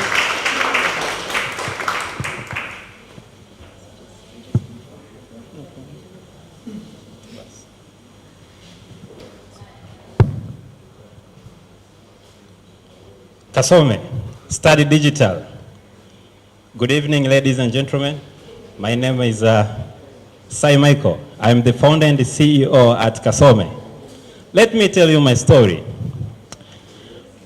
When I was a young boy at secondary school, I was failing, getting F, losing hope. and I was about to give up until I met teachers outside my school who changed my life. It is sad that until today, students are failing. As you see, we have a huge problem in our country. According to National Examination Council of Tanzania, last year result, it's 80% of the students failed their mathematics subject. And if our country is going through this situation at the moment, we as the nation, what are we going to do about it? Kasome is the solution. Digital platform. A comprehensive video library of tutorials covering the secondary school curriculum using the experienced teachers. Easy to use. Register yourself, purchase the course you like, and access the content. Students will be able to pay 500 shillings per week to access the course. Our content is visual, interactive, with body language and the aid of pictures and graphics. Students will be able to understand the subject even if they have a challenge in their English language. We have 1,100 users, 61 courses with 605 episodes. For the past 3 months, we were able to collect over 43 million. We use DRM, Digital Rights Management. This is the security platform. It's the same platform Netflix, Prime, and Amazon use for Hollywood movies. To make sure COVID-19 does not stop students from studying, we partner with the government and the Institute of Education and a giant organization to create video tutorials and distribute to different TV channels. We were recognized as Startup of the Year last year by Total Tanzania. We are looking for the investment of 300 million to cover 1 year for our operation cost. The investment will be directed to operation cost, advertisement to reach our targeted market, and content production to produce 300 courses. Over 2 million secondary students in Tanzania, we target only 2.5%, which is 50,000 secondary students. We projected to collect 100 million in 1 year. We advertise ourselves in social medias. We do have competitors, but none of them match our content. Our interactive content that allows students to learn at their own pace and time. This is my team. My team we know what we are doing, and we are experienced. To finish my story, I passed my secondary studies, and today I have a company, Swahili Dar Language School. With the help of this team, we were able to make a YouTube channel with those big numbers of subscribers and views. Our ask to Vodacom is to give us Kasome bundle. This is what students say about Kasome. And Kasome is not only going to help our students at school, but also there are so many people who are employed in different sectors in Tanzania. They did not finish their secondary school, but Kasome gives them a chance to fulfill their dream. Thank you. Thank you so much. Very interesting stuff from Kasome. I'd like to welcome the questions from the floor or the judges. Karibuni. Yeah, so Kasome, in terms of the content which you are creating, you have your own in-house teachers or you outsource teachers, and in terms of your business model, if you outsource teacher, are you paying them from the subscription or you are paying them a flat fee? Thank you for the question. We have a contract with teachers, so they'll get a share of the revenue. Yes. I take note of the ask that you have from Vodacom, but I do understand your customers are just customers. They subscribe to different networks. So it looks like your business is quite dependent on that cost of data. How are you managing it right now, and what happens if you actually don't get it? Because you're talking about 500 shillings per, record. But that is a lot more when that person has to actually access it over YouTube. I don't understand the question, please. So the cost of data, and I take note of the ask that you have from Vodacom to bring you the data bundle. Mm-hmm. So how do you survive without it? And Vodacom is just 30% of the market, if I'm getting it correctly, Nguvu. You do have other 70% that is actually from other networks. So what happens when you actually don't have it and you have such a huge dependency on that one? Okay, thank you very much for the question. As you saw, the price of our content, we charge only 500 shillings. That allows students, even if you do not have that ask from Vodacom, students can maybe buy 1 GB, will spend maybe 1,000 by 1 GB, which will make a course of 10 to 15 episodes, 100 shillings, which is still affordable for most of the students. Thank you so much, Kasome. Thank you for the presentation. And next up, all right, so next up we have MyHI. I hope you guys are ready. And while MyHI is on stage, Ninsima, please get ready.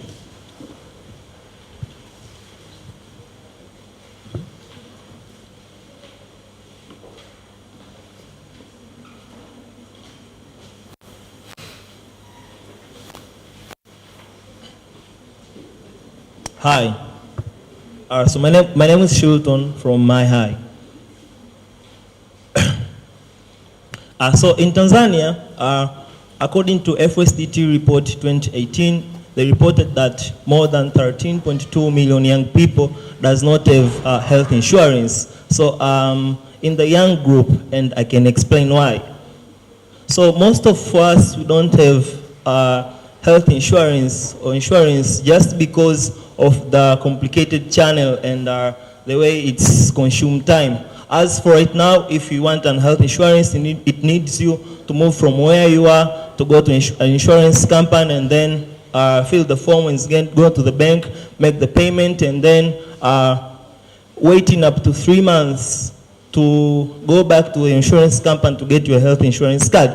And also prices and packages. Right now, health insurance plans are so expensive, and most of us who don't have sustainable income and cannot afford or be able to pay in lump sum for insurance. So that's why me and my team, we started MyHi to fix this problem and bridge the gap in insurance industry. So through MyHi, at first a customer will be able to fill the form through a mobile app and choose the package of he or she can afford, a person, and also make a payment via mobile money and have access to his insurance card in the app, and also another bunch of features to enhance our customer experience on accessing insurance and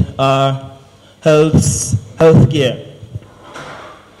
So where do we stand comparing other stakeholder in insurance? So technically we are an agent, and comparing to agents, banks who offer the insurance services as in bank assurance and insurance branches, we're different as we provide more accessibility to our customer, that a person will be able to buy insurance wherever we are. And also, as the technology is growing up, we're asking for partnership with Vodacom to make personalized health insurance plan, so that most of people who want to pay according to their demands would also be able to pay for the insurances. And also through Vodacom Accelerator period, we've managed to secure the license from the regulator and also raised funds from Saturday competition, which we are winners.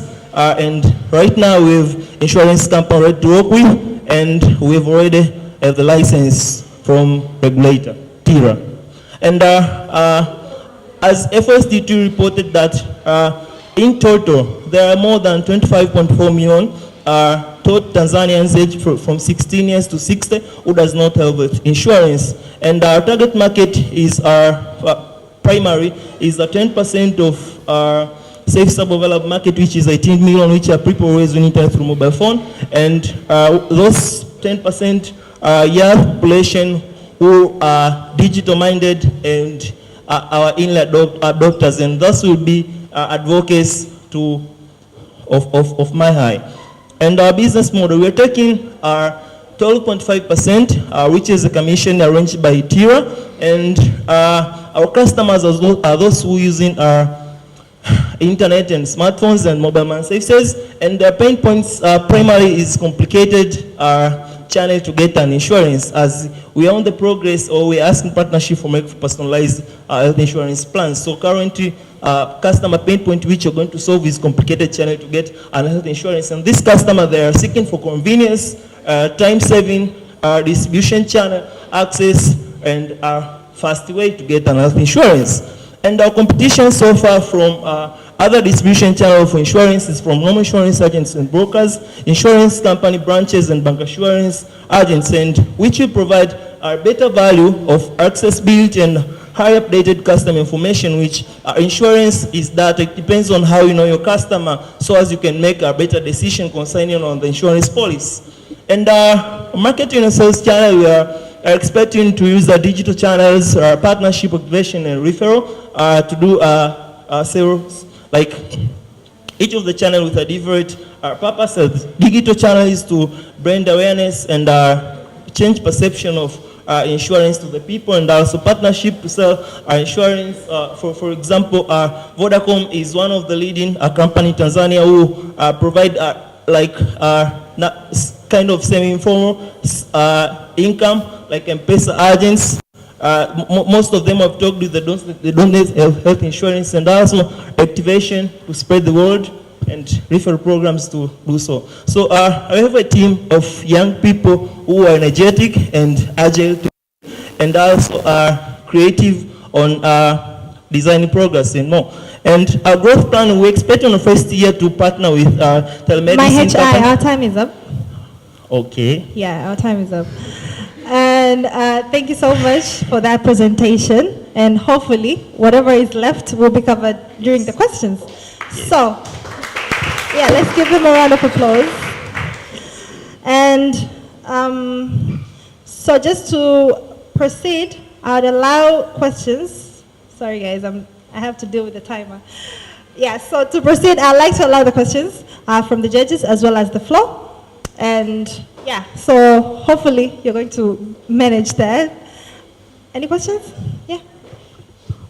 Thank you. I take note you are now an agent. Congratulations. Thanks So a quick much. question. You did mention, I don't know if I didn't hear, do you already have some insurance companies that you've signed up with? That's a question number one. And number two, you've taken note of the channels and the need to have partnership. So I also want to know, have you started discussion with some of these potential partners to give you a wide reach, because you're talking about a mass business? Thank you so much, and I would like to answer as follows. First of all, we have Jubilee Insurance Company ready to work with us, That's first. And on the second term, concerning of talking to these partners. So during the Accelerator programs, I had several meetings with people from our M-Pesa department, and they've told me that it's possible to work in, as it's just a matter of looking on the business case and negotiation and discussion to make it possible. But they told me it's possible. Yeah. Yeah. One more question. Since you are acting as a broker, that is to say you are the one managing the customer vis-a-vis the main insurer. So who will be managing the risk if something happened? Are you the one reporting on behalf of the customer? And if they didn't follow the process, what's going to happen? Thank you so much. Urgent relationship with the insurer, it means that selling of the products. So the one who is paying the claims and managing the insurances is the insurance company. And whenever a person uses my HI in an insurance card on my hair and go to the hospital, it goes to the hospital with our app, but the insurance company is the one who provide the services, as we are only an agents. Yeah, thank you so much. Thank you so much, my HI. Please, guys, let's congratulate them. All right, next we have Nansima, as I previously introduced them. And while Nansima is on stage, Smart Class, please get ready.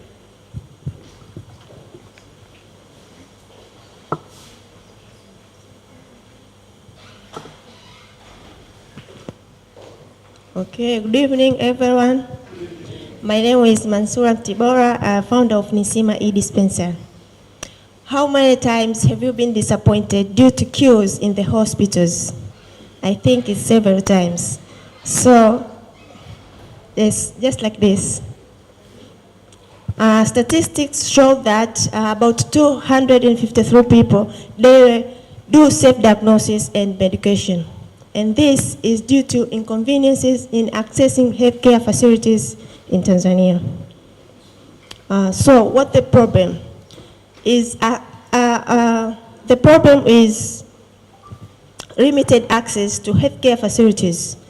And this leads to first end of the problem being queues in the hospitals, time waste, and encounter bureaucracy. And the second end of the problem is nature of majority of Tanzanians that require their presence, hence no time to hospitals.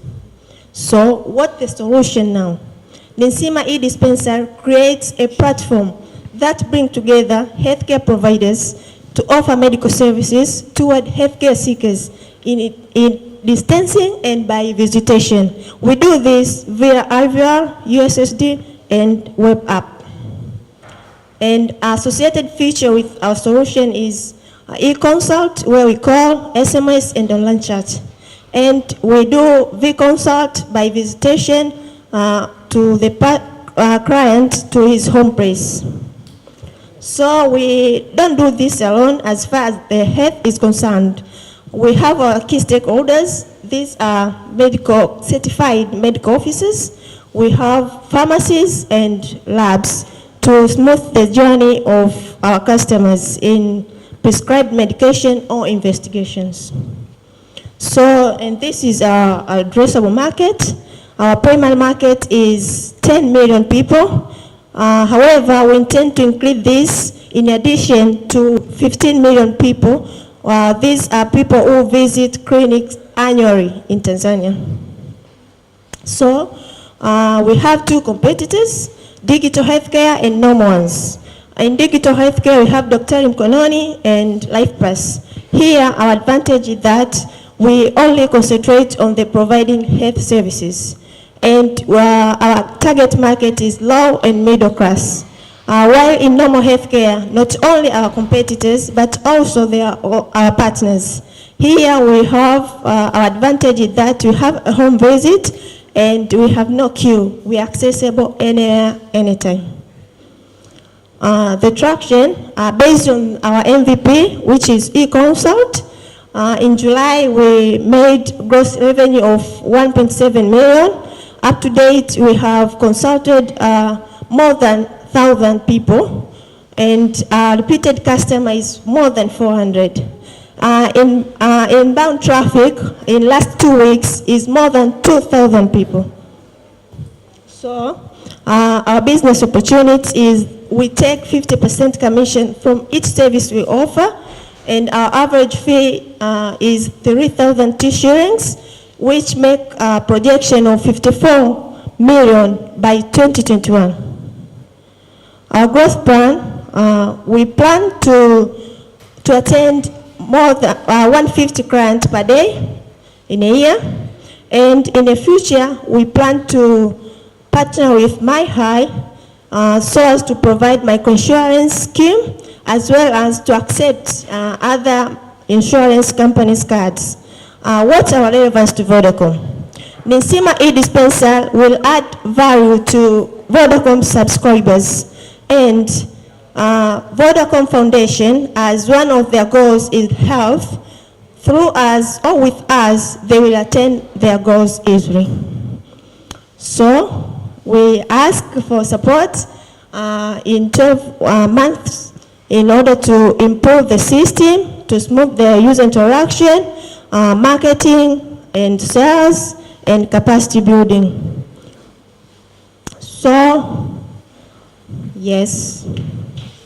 By saying that, thank you very much. Thank you so much. Thank you so much, Nsima. And as again, I would like to welcome questions from the floor or the judges. Please. Thank you, Nsima Dispensary. Okay, your average or your package is 3,000 per service. For how long? Or if I have call the doctor for 1 minute, is already. Okay. No, this 3,000 for e-consult is only 45 minutes. 45 minutes. Yes. Okay. And what's your margin? Margin? Yeah. What do you get from there? How much do you pay the doctors, etc.? Okay. We take 50% for Nsima, and 50% will be for that doctor or nurse who did that service. Okay. Do you have all the approvals from the Ministry of Health, Gender and the Children in terms of using the services, using the certified doctors, etc.? Okay. I welcome one of my team members who is the lawyer. We take that question. Good morning, everyone. Good afternoon, everyone. My name is Yasin, and I'm CEO. I'm a lawyer. Actually, we are working through the certificates of the certified medical doctors, but also recent we are in the final stage of getting the telemedicine license so that we can continue operating. But what we do is we make sure our doctors and medical officers are certified medical doctors while we are processing the telemedicine license, which is actually on the way.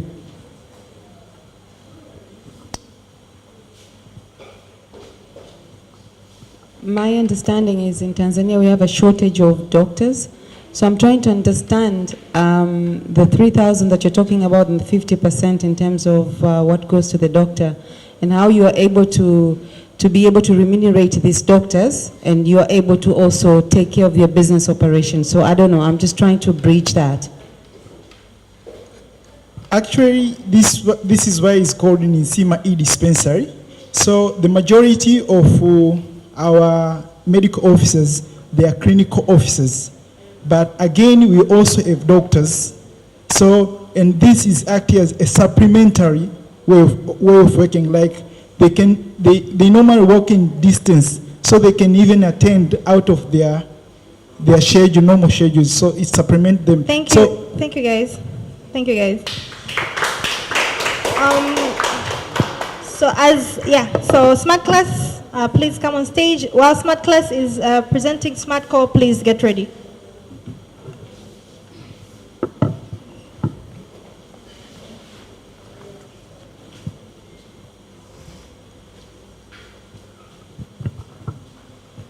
Good evening, ladies and gentlemen. My name is Harriet and I'm from Smart Class. When I was in grade 4, I had difficulties in understanding most of my subject because I had shifted from a government school to an English medium school. My parents worked so hard to ensure that I got a tutor who could assist me at that time, but it was difficult. And this was because the tutors that I got were either too expensive or they were located far from home or could not teach me at the time that I was back from school. And I'm certain the majority of us here could experience the same challenge at one point in time.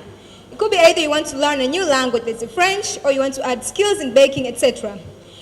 So just try to imagine what would happen if somebody created an educational platform that could be affordable, that could be accessible to all age groups, and that could be able to break down the social economic barriers that are currently existing in prevalence in the industry of education. So this will actually transform the industry of education and education itself. And this is what Smart Class is all about. So we're here to solve the 4th UN Sustainable Development Goal, which is ensure that we provide inclusive and quality education for all and to promote lifelong learning. Our tagline is creating curious and engaging minds. So Smart Class matches students to qualified and affordable tutors based on their learning needs. And we aim at building an engaging educational community. Smart Class works in 2 ends. We have students and we have tutors. So they all register through the platform website whereby tutors create profile which will be viewed by students. And these students will be able to book tutors that they want and they can arrange for lessons which can either take place online or physically. So among other existing educational platforms in the country, Smart Class is unique because we provide the following additional values. So first, we provide highly personalized lessons depending on the student's needs, strengths, and weaknesses. We provide trusted, affordable, and vetted tutors. And we also provide weekly feedback to parents concerning progress of their students. Tanzania has 15 million students.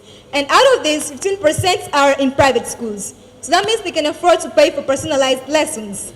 Smart Class targets only 60% of these students. And with this, we expect to have an annual market of more than 0.9 billion US.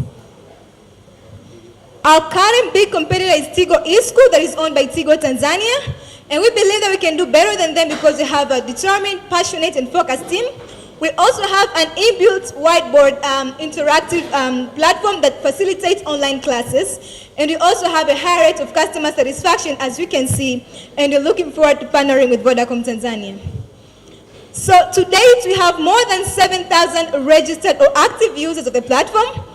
And with a more than 65% retention rate. And for the past 15 months, we've been able to generate a revenue of more than 15,000 US.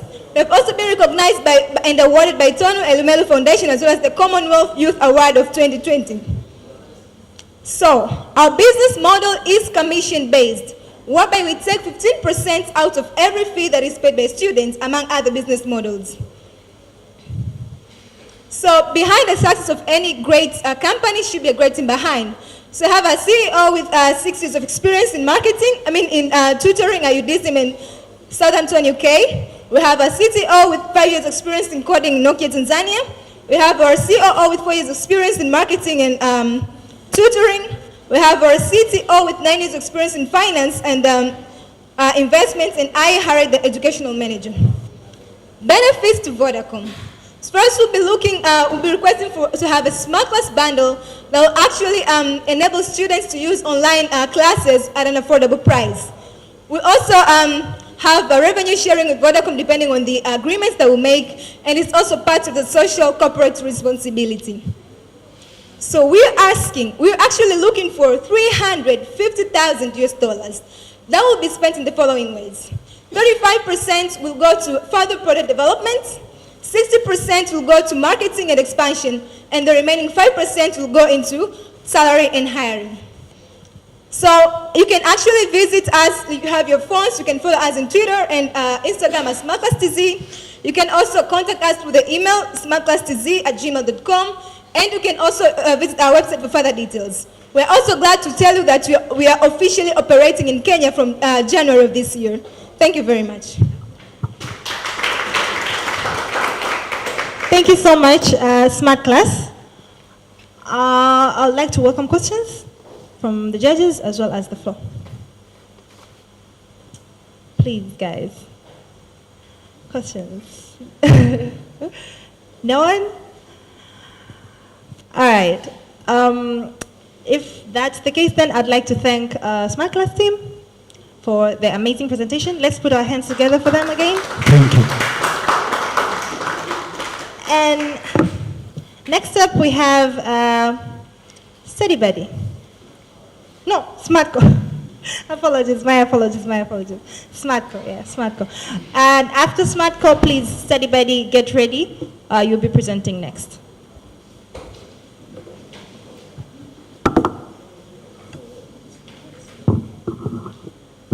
Hello everyone, my name is George Isaiah Kilimali and I'm the co-founder of SmartCo Enterprise Limited.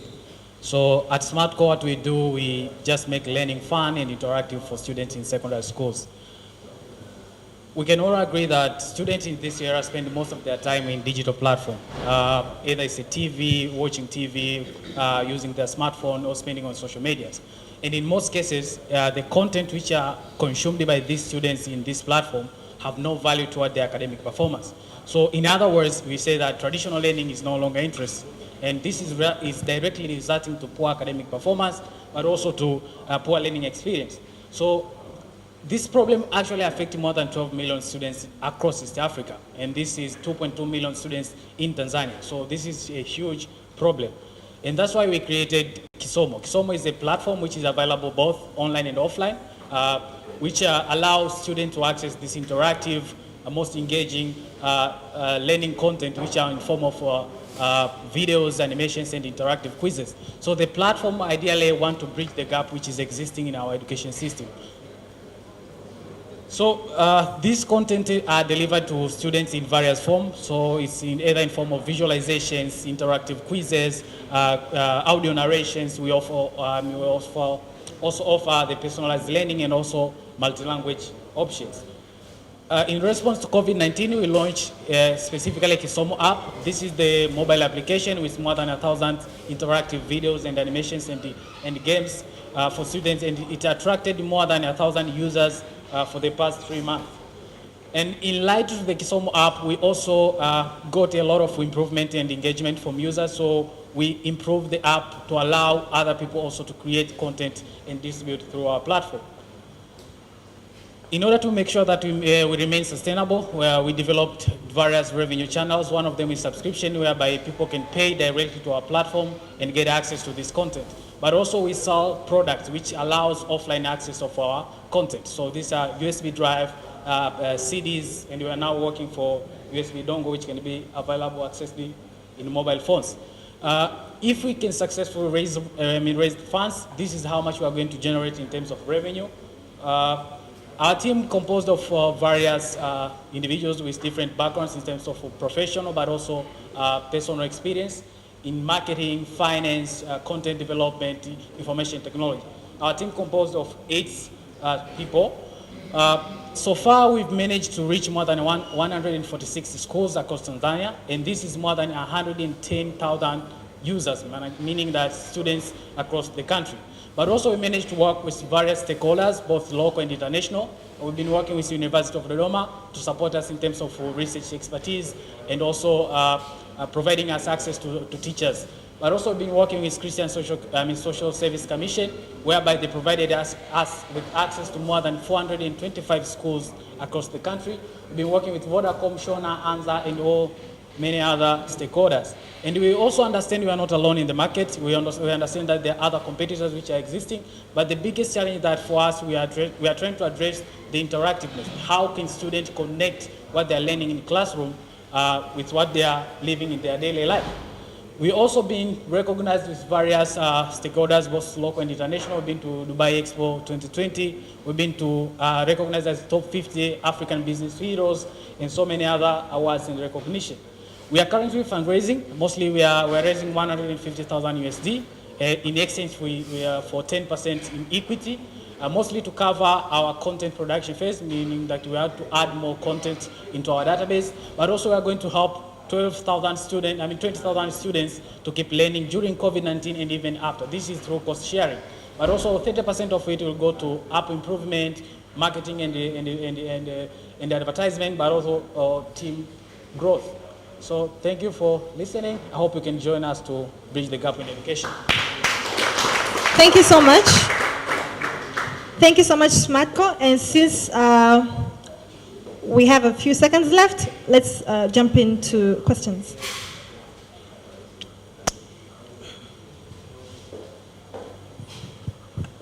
Yeah, so on the content creation, are you working with the registered teacher or anyone who can create the content?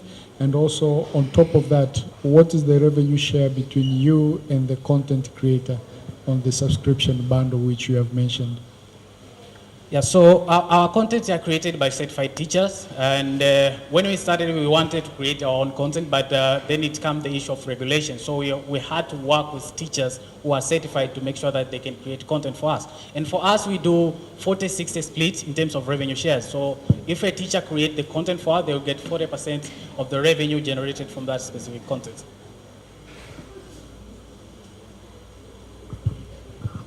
Any other questions? From the floor? Nobody? I see there are really big competition within education. How do you position yourself in the next 3 years? So one thing which we always do is trying to keep up with the innovations, and this has been the challenge for our ecosystem, especially in the education sector. So like I can say that we recently launched the Kisoma app in April, but until now we already open up our infrastructures to content creators almost across East Africa. So we always try to pivot to update ourselves in terms of innovations, trying to adopt new technologies that are coming right in the middle. So that's how we are positioning ourselves for the next, let's say, 5 years. After that, I think we are going to be the leading content provider or educational platform in East Africa, as how Vodacom is right now in the telecommunication industry. Thank you so much, Smartco. And if that's all from the judges, let's put our hands together for Smartco. All right, so as Mr. Nguvu said, the pitch wars when it comes to the education sector are pretty intense. So next up we have Study Buddy.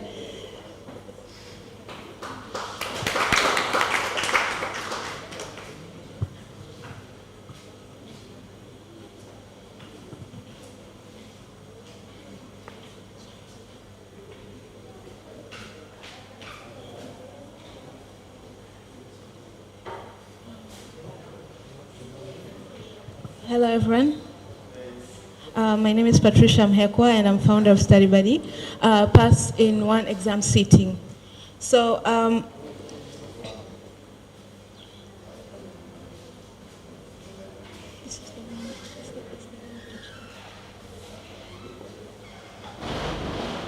apologies, we have some technical issues. We'll resume in 5.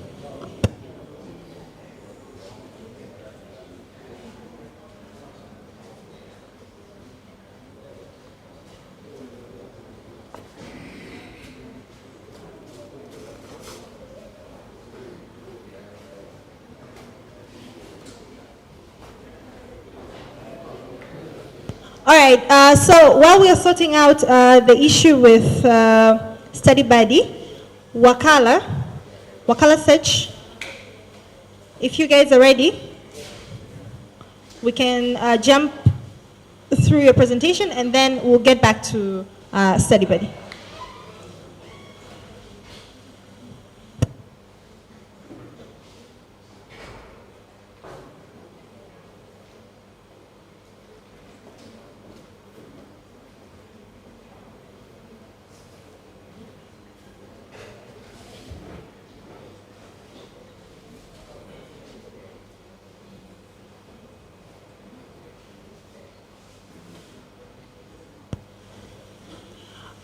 All right, Wakala Search, are you guys ready?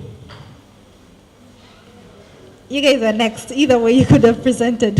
So, while Wakala Search is on stage, Food Sasa, please prepare.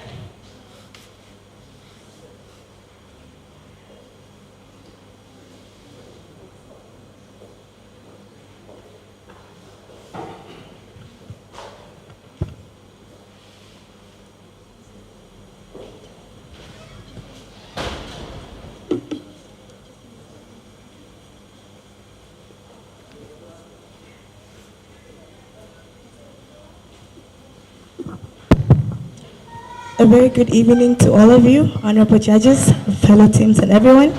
In front of you is Diana William, and I am a business developer from the Wakala Search. I am here to solve a problem you knew nothing of, or maybe you're not aware of your problem yet. I'm going to give you a scenario of how I'm solving your problem. Imagine, I live in Mikocheni, and then I go to Mbezi for the first time. When I'm in Mbezi, I get an emergency, I need to have cash at hand, and I only have money on my mobile phone. The fastest and easiest way to get money out is via Wakala. But unfortunately for me, I don't know where the nearest Wakala is. And I'm not even sure if the nearest Wakala has the ability to perform my services that I need. And therefore, comes Wakala Search. It simply is a mobile money application that connects the mobile money users to the reliable mobile money agents who are nearby and who can provide their services, such as deposits, withdrawals, and bill payments. The biggest problem here, we found out there are two main problems. That is a missing communication gap between these two parties, the agents and the users. And another problem that we discovered is a record mismanagement. In what sense? We have seen that most Wakalas do record their data manually, so this cannot be very reliable in the sense of security and record keeping later. Here's a simple illustration of how the problem is. We see the different Wakalas, 3 Wakalas over there, and they all have no float, and the others have left to recharge for their accounts. So at the end of the day, our client is unsatisfied and did not get the services needed. We have seen that Tanzania is leading with the rate of denial or unavailable wakalas in their areas, unlike other places compared to other countries that we have. Our solution is simply connecting these two. How do we connect them? By giving directions and the services on how to get there. And another solution is a digitalized agent logbook. Of course, the data will be backed up to the data. It's not easy to lose or forget or even face a national calamity or maybe even rain. So if you look at the client side, when you download the app, which is on Play Store, by the way, Google Store, you can see that you have to choose M-Pesa. You select M-Pesa, and therefore it shows you from where you are to the nearby Wakala. And it also gives you options if you're going to drive or walk towards the Wakala that you have. And from the agent side, an agent has to activate their status. And we have kept a minimum amount of 100,000, whereby if there's less than 100,000, the agent cannot appear on the map. So the agent deliberately chooses to activate or deactivate his appearance on the map. And then the agent will say what services is he willing to offer, and then after that you could see that he could activate. Maybe he accepts deposits or he has money to withdraw and bill payments and so forth. We can see that our market size, we have a presence of 23 plus million internet users and around 1 million agents plus 20 plus mobile money users. Our target market is the presence of the 1 million agents. Most of them are not yet exposed to the application. So this is our target market. We want to simplify the agents via the Wakala Search application so they could actually have an easier way of doing the transaction. Our business model is simply subscription fee charged to users and Google Ads. Our subscription fees will be charged annually, and that is 10,000 so far, unless there are other changes. So what are the benefits, you ask? Of course, it's time saving. It increases brand awareness because a lot of wakalas will also appear online. It increases agents' commissions. The more you transact, the more services you provide, it increases your commissions. Agent credibility because it's backed up by the digitalized agent logbook. So there is, in case they'll need any maybe financial assistance or anything, they have a cloud on, they can represent their data, not manually from papers and whatnot. Therefore, it also saves the printing cost, and it's a reliable agent network because you are sure of where you're going, or at least sure of where you're going. So our market traction is, so far it's a novelty solution. It's still new into the market. We're not exposed to much competition. We have agents flexibility because right now only the Wakala side, the agent side, can activate their application even if they're not at a physical premises. Because we have seen that an agent can have more than 3 vibandas. So you could move from Masaki maybe to Mbezi and just have to activate my status and I can give out the services. We have 1.9 thousand active users so far, 2.2 million generated revenue in income, and replicability. It is easy to scale in the future scenes. Our team is mainly comprised of George, our CEO, Mary, Diana, Eddie, and Carl. Our ask is simply 100,000 USD. Thank you, Wakala Search. Thank you so much. Yeah.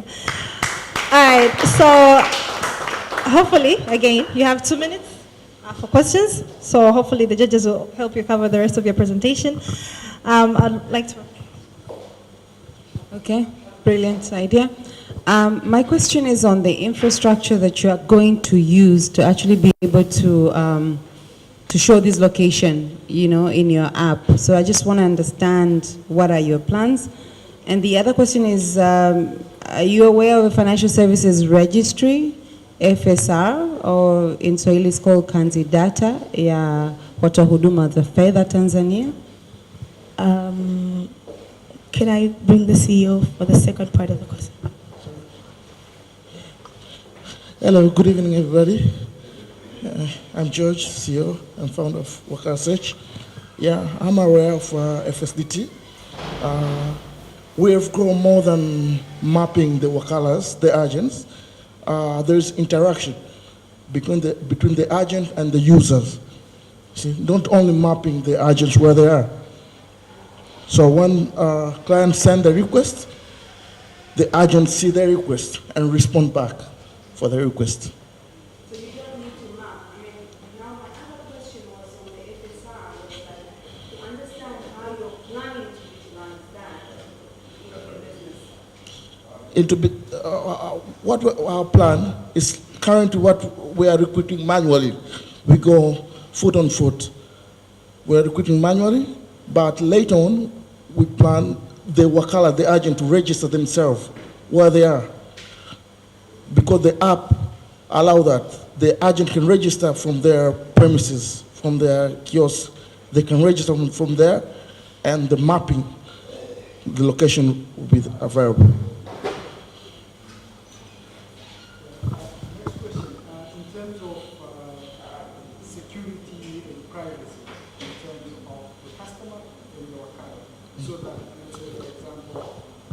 Someone might want to know the nearest Wakala, does it have maybe 1 million or 10 million? So I can push notification, and then if Wakala X have that money, my colleague will go and rob. Yeah. How do you make the first version, that? we had first that challenge. The first version had that the client can know the amount, can select the amount he wants to go and withdraw or deposit. But now currently, we don't disclose the amount. We don't disclose the float of the agents. So what we're giving assurance to the client is the minimum balance of 100,000 at least to minimize the risk. And thank you so much, Wakala Search. Thank you, guys.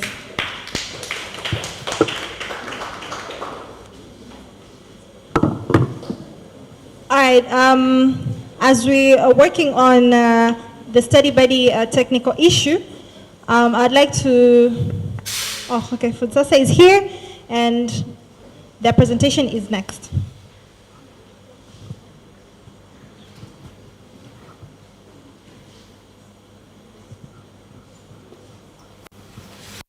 Hello. Habari. My name is Peter Evod. I'm here to represent Futsasa.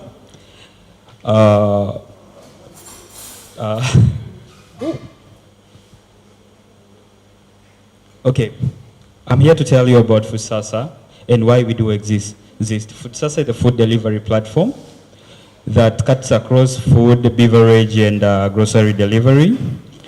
And why we do exist, we enjoy helping our customers discover new ways through food and helping the vendors connect to the customers. in order to their customers and new customers in order to maximize their profit and sales, hence while cultivating on Ubuntu spirit. Here are the problems that we are intending to solve. We have realized that most of the people only eat from for a walking distance from their location. Therefore, we give a customer a diverse food and diverse restaurant that they can choose and order from and get the cuisine that they would like to be served at the comfort of their houses or offices. We have also discovered, so far we have competitors, and what we have discovered is that all these competitors focus on a high-end restaurant rather than the middle class and local restaurant that most of the Tanzanians relying on affordability and rely on getting their food from those particular restaurants. And third, restaurants are limited to serve certain location. As I said before, as much as customers cannot order food from the comfort of their home, it is as much as the customer cannot enjoy the availability of the customer that is not a walking distance from their physical location. And third, we came to realize that customers are forced to eat monotonous food either from the same particular restaurant they've been ordering from. This is due, maybe it might be because the restaurant did not do the update of their menu while the customer was visiting the restaurant. Therefore, with Futsasa, we assist on getting all the menu in one place, and you can be able to navigate the menu in a very short time and get to order the new cuisine that you would like from the particular restaurant. This is where we are in terms of numbers. Our currently average order value is 23,000, and we have managed to onboard around 140 restaurants plus. This is still the plan because we are still onboarding. Currently we are still onboarding, and we have managed to acquire around 1,427 plus active users as in today, of which they have made around the transaction of 6,625 and made the app downloads of 2,087. Our market target, due to the report, the mobile users report offered by TCRI, Tanzania has over 40 million mobile users, of which 23 million they use the mobile services, the e-money services. Therefore, Futsasa is targeting to reach around 20 million users, and therefore converting at least 10% of users to be the Futsasa customers. Our business model, we collect commission from vendors, whereby we collect 10% commission from the restaurants, compared to our competitors, which is around 15% to 20%. Therefore, we give room to the restaurant to grow while we make money from the rest. Both we make money, win-win. We are both in the win-win situation. We also collect delivery fee, charging 3,000 per delivery. That's a minimum delivery fee. But also we are flexible when we come into discussion with the restaurants. If they are not comfortable with the delivery fee, we also allow them to have an option of opting up to as low as up to 2,000 delivery fee for their customers. Also, we have vast services. That's what we are looking to be the cash cow for our business. We will be offering more visibility via banners, featured options, and promotion offered by the restaurant. They will be clearly visible on top of our homepage. In terms of technology, Futsasa relies on data analytics, full index content. That means when the menus are uploaded or the restaurant is uploaded, the menu are clearly arranged and they can properly be visible to the customers. Artificial intelligence does mapping the location of the customers. And sometimes if you want to order for another person, we also map that so you can order for another person in another location. Thank you so much. Food Sasa. Our time is up. Yeah, so I'd allow 2 minutes for questions. So again, hopefully the judges will help you cover the missing part of the presentation. So I'd like to welcome the judges on the floor. If you have any questions. Your customer segment, I heard you saying low end. So I'm really trying to comprehend the low end. Can you help me out a little bit here? And because, that's really what I want to know. Low-end customer is just like me. How much income it's a working class. A person who earns around 300,000 K up to at least 1 million per month.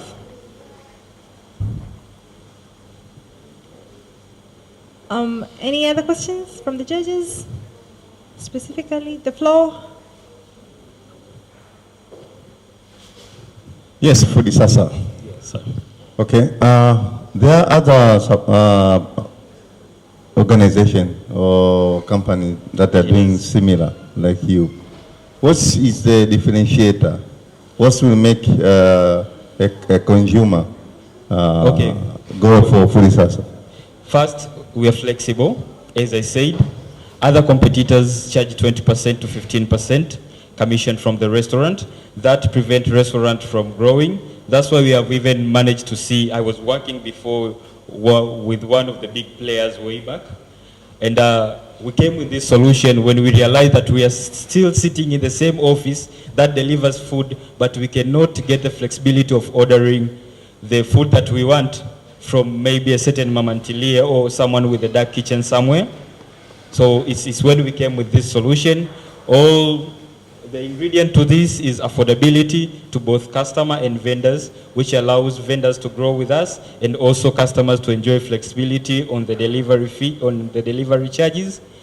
And therefore, that's why we target the low-end customers. Yes, yes.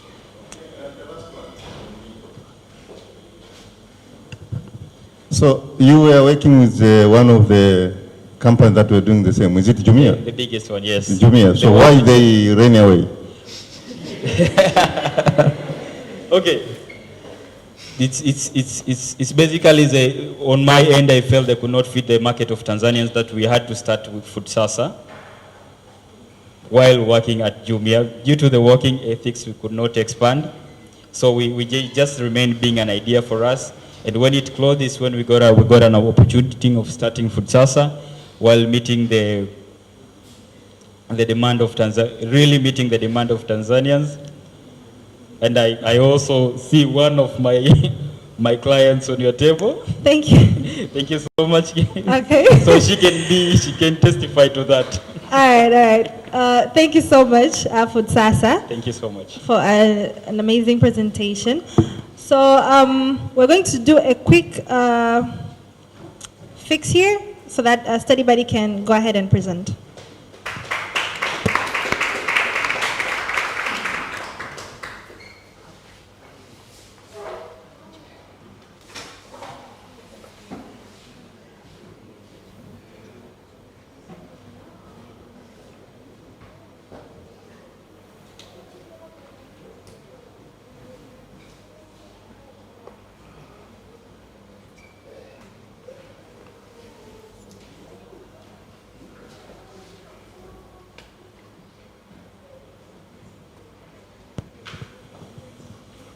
Hello everyone, my apologies.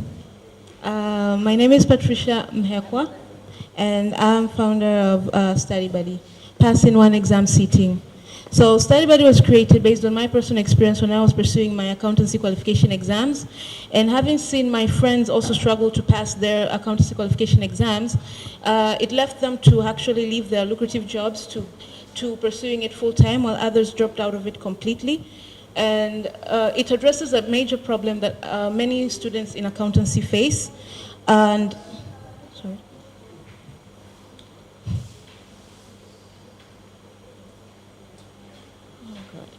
over 15,000 students who sit for these exams, only 20% of them get to pass the exams that they sat for, leaving the 80% to actually retake the exams. And why should this matter to you is that in a population of 59 million people in Tanzania, you just have only 9,000 certified public accountants only. And this stems from the original problem, which is the 80% failure rate of 15,000 students every year who sit for these exams. So where we fit in as Study Buddy is to help these students through providing them e-learning tools such as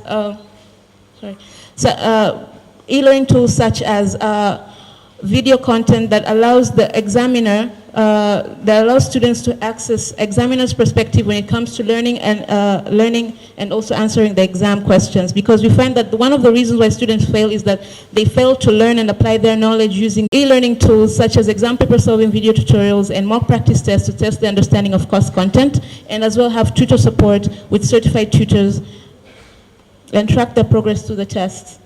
So our business model is a B2C whereby students are charged 10,000 shillings per exam course, since for you to become a certified accountant you need to have done 16 courses. So we are providing a subscription model of 10,000 per exam course that they're doing. And we are also working with accountancy training schools to offer these services to their students at a commission fee of 25%. And what sets us apart is that we are providing a value for money based whereby students save time and money in understanding the course content in the exam paper solving videos and also mock practice. And while partnering with the accountancy training centers, we help them cut down overhead costs when it comes to renting classrooms, and this also increases their revenue streams as well, which separates us from our competitors currently in the market. And the tuition fees that were spent in the year 2019, you find that it was almost up to 3.8 billion. So in the case of these 20,000 students, you find 80% of them failed. So it means that they have lost almost 3.1 billion in tuition fees, having to retake again and incur more costs.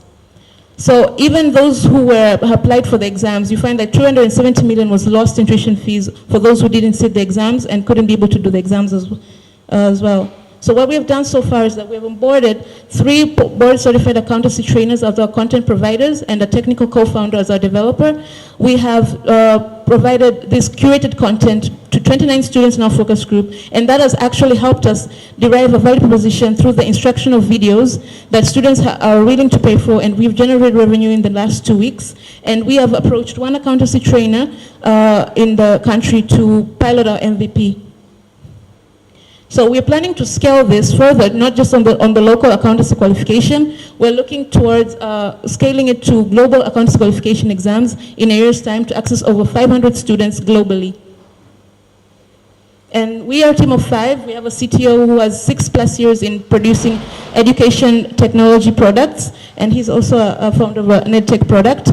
And we have 3 trainers who have 27 years of experience in teaching in various universities such as ISAMI, University of Arusha, and Mount Meru University, and as well as CBE College. And we're seeking to raise a seed round of $25,000 that will go to further developing exam paper solving videos and curate course content further in terms of the tests and administration and marketing.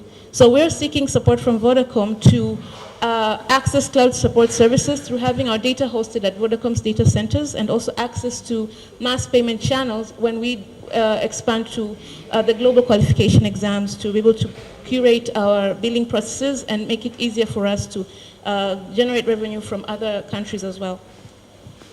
Thank you. Thank you so much, Study Buddy. Thank you, Patricia. And I'd like to welcome questions from the judges as well as the floor, if any. Wow, we're not getting any question from the floor. Okay, Patricia. When I saw the name of the company, Study Buddy, I thought it's an app that will be choosing for me somebody to assist me as a person. But instead is electronic way of assistance. Like a study partner? Yeah, study partner or tutor, etc. Now, what do you see the sustainability question when it comes to competition within your sector, as well as the fast changes in technology? Do you think you will cope to update the material and still maintain the margins? Yes, because in the accountancy board, they usually change their syllabus every 5 years. For NBAA, they change it after every 5 years. So the course content is, it's already there. The trainers that we have, they receive training every year on what has changed. So that, with that part, we are able to change our structure immediately as when the syllabus is outdated, we remove the things that aren't there or are not applicable. And on the terms of the name, it's actually like having that virtual partner to study with, but it's through the video content, and it's like having that study partner to study with, but it's a virtual assistant. So that's. Thank you so much, Study Buddy. I think that's it.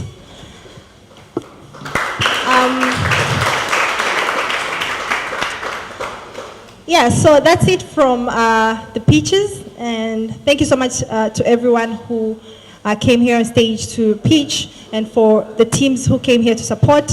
Once again, let's applaud ourselves for that. All right, so next we have the judges. They have to take a private moment and tally the whatever they were noting down. Yeah, so the judges will take a 10 minutes break to tally the scores, while for the startups, we're going to have a pictorial session here, and I'm told that we have another, a bigger banner, which is in here. So Smart Lab team, please assist me with that, bringing the banner here so that startups can proceed with the pictures as the judges tally the scores. Thank you so much, guys.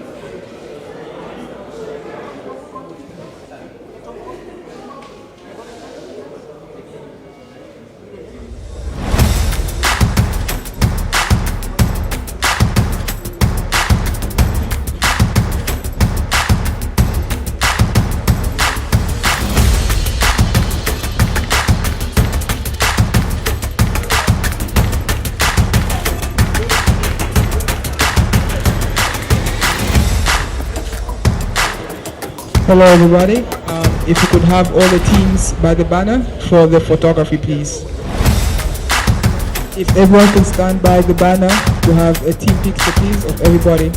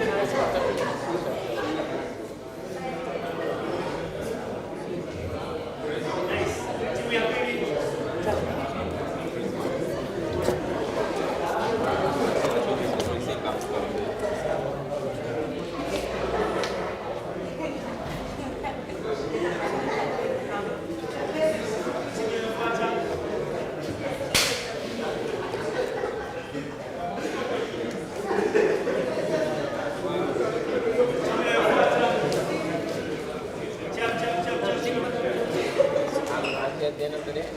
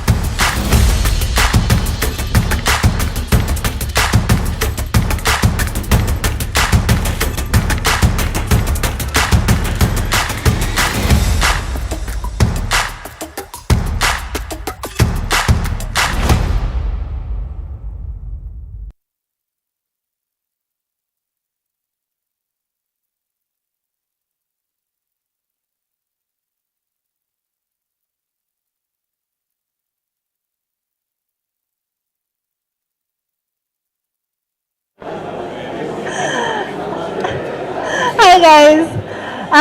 So, can we get back to our seats, please? The judges are about to come back with the results.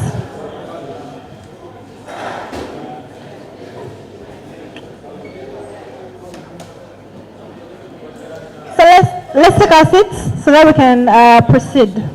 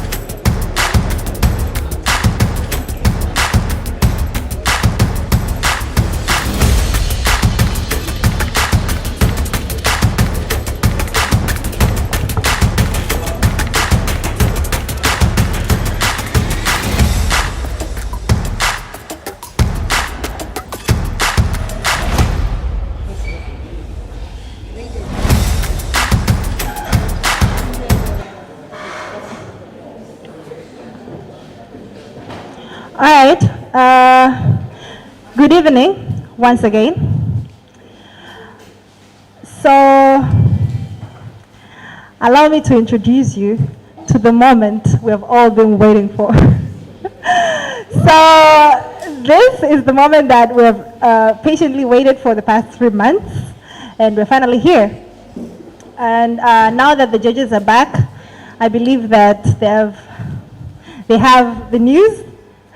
And I'd like to welcome on stage Mr. Nguvu, actually the judges generally. Please welcome on stage so that you can announce the winners. And the order of announcement, we are going to start with the second runner-up, followed by the first runner-up, and finally the winner. So let's put our hands together for the judges as they come on stage.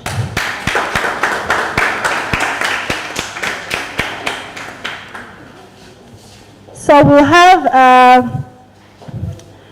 after the, for each of the winner that is going to be announced here, we're going to have to take a picture. So please, after you've shaken hands, pause for a picture before leaving the stage. Mr. Nguvu, karibu.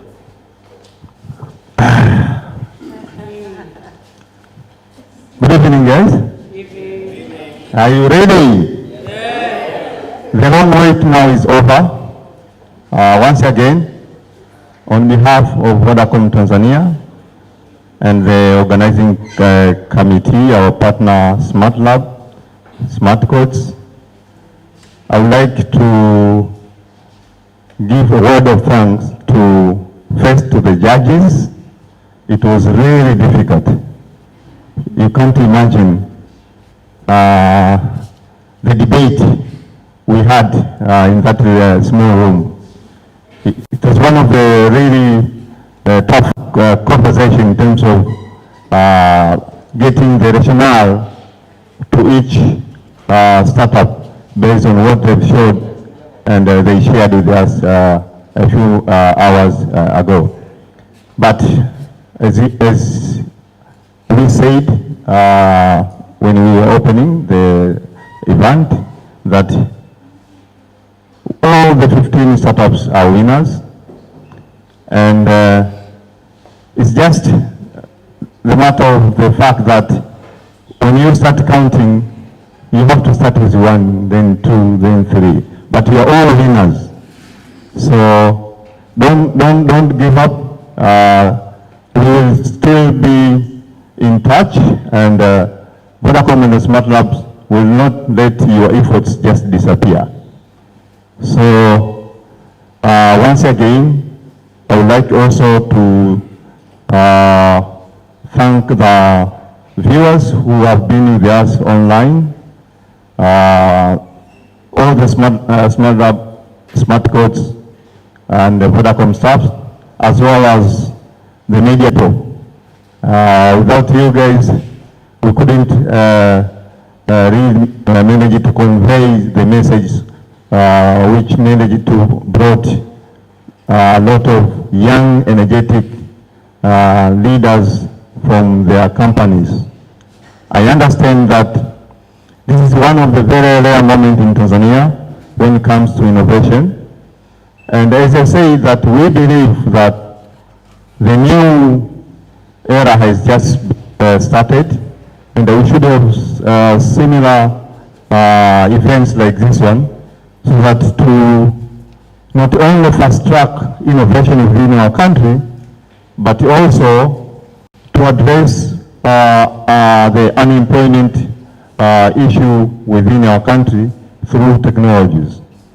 It's really a no-brainer that innovation is life, and we will make impact. We will be able to change people's life through innovation.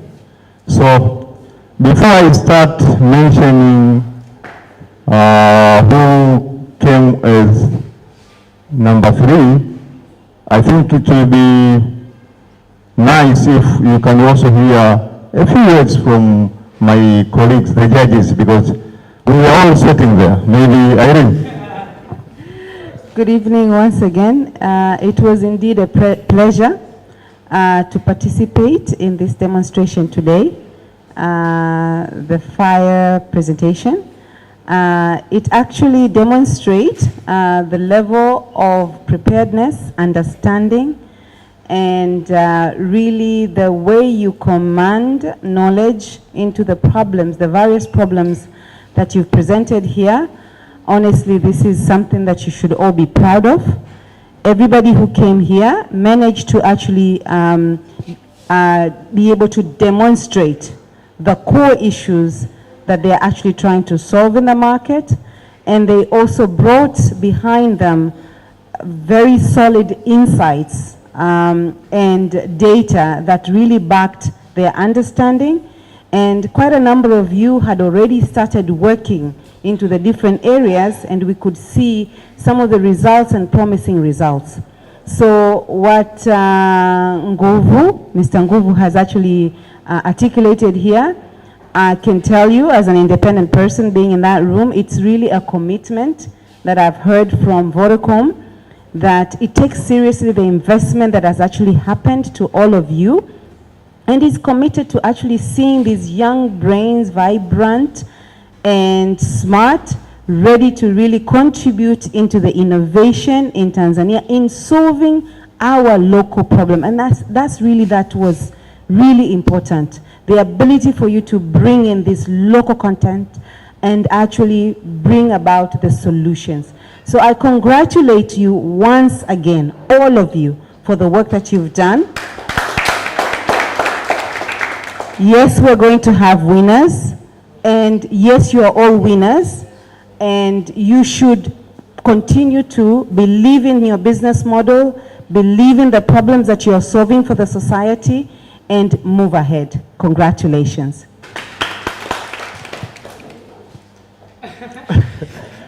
I think I'm not supposed to add more words because everyone is exciting tonight and they want to know the future. That's why we have a hashtag. We say, the future is exciting. Are you ready? Yes. Are you ready? Okay. Thank you very much, Edwin. So, as we said before, we had a lot of discussion, and the main issue was on how big the solution will touch the society. So it's important that you come up with a solution that is scalable, and also will address the big part of the society. So having said that, number three,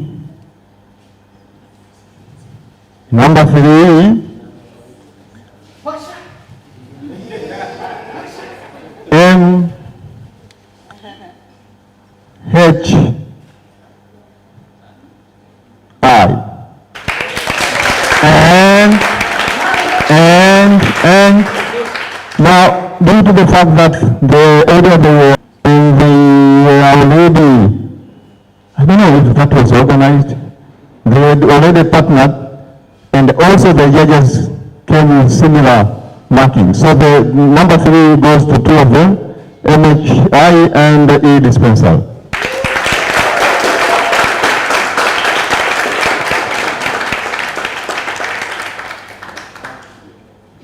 It's a no-brainer. Yeah, it's that we all know how critical, our health insurance is. So we are so happy, and we would like to once again congratulate these two companies, which they are all meant to address one critical thing within our society.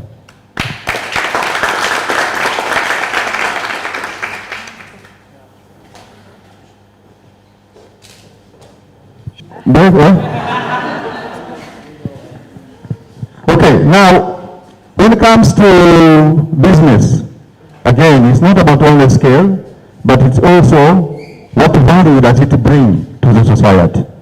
How impact will it bring to the society through technology? That is what we want to see. With that, it took us over 15 minutes discussing how our SMEs will be helped by the solution from hashtag. So hashtag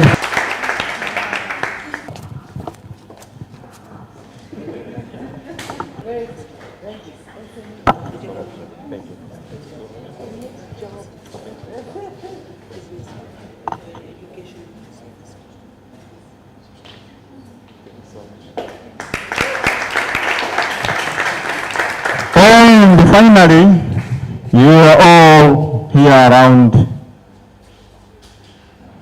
COVID-19 era, whereby all the schools were forced to be closed. We were with our children at home, and for the first time, people had, okay, I understand that these guys, they were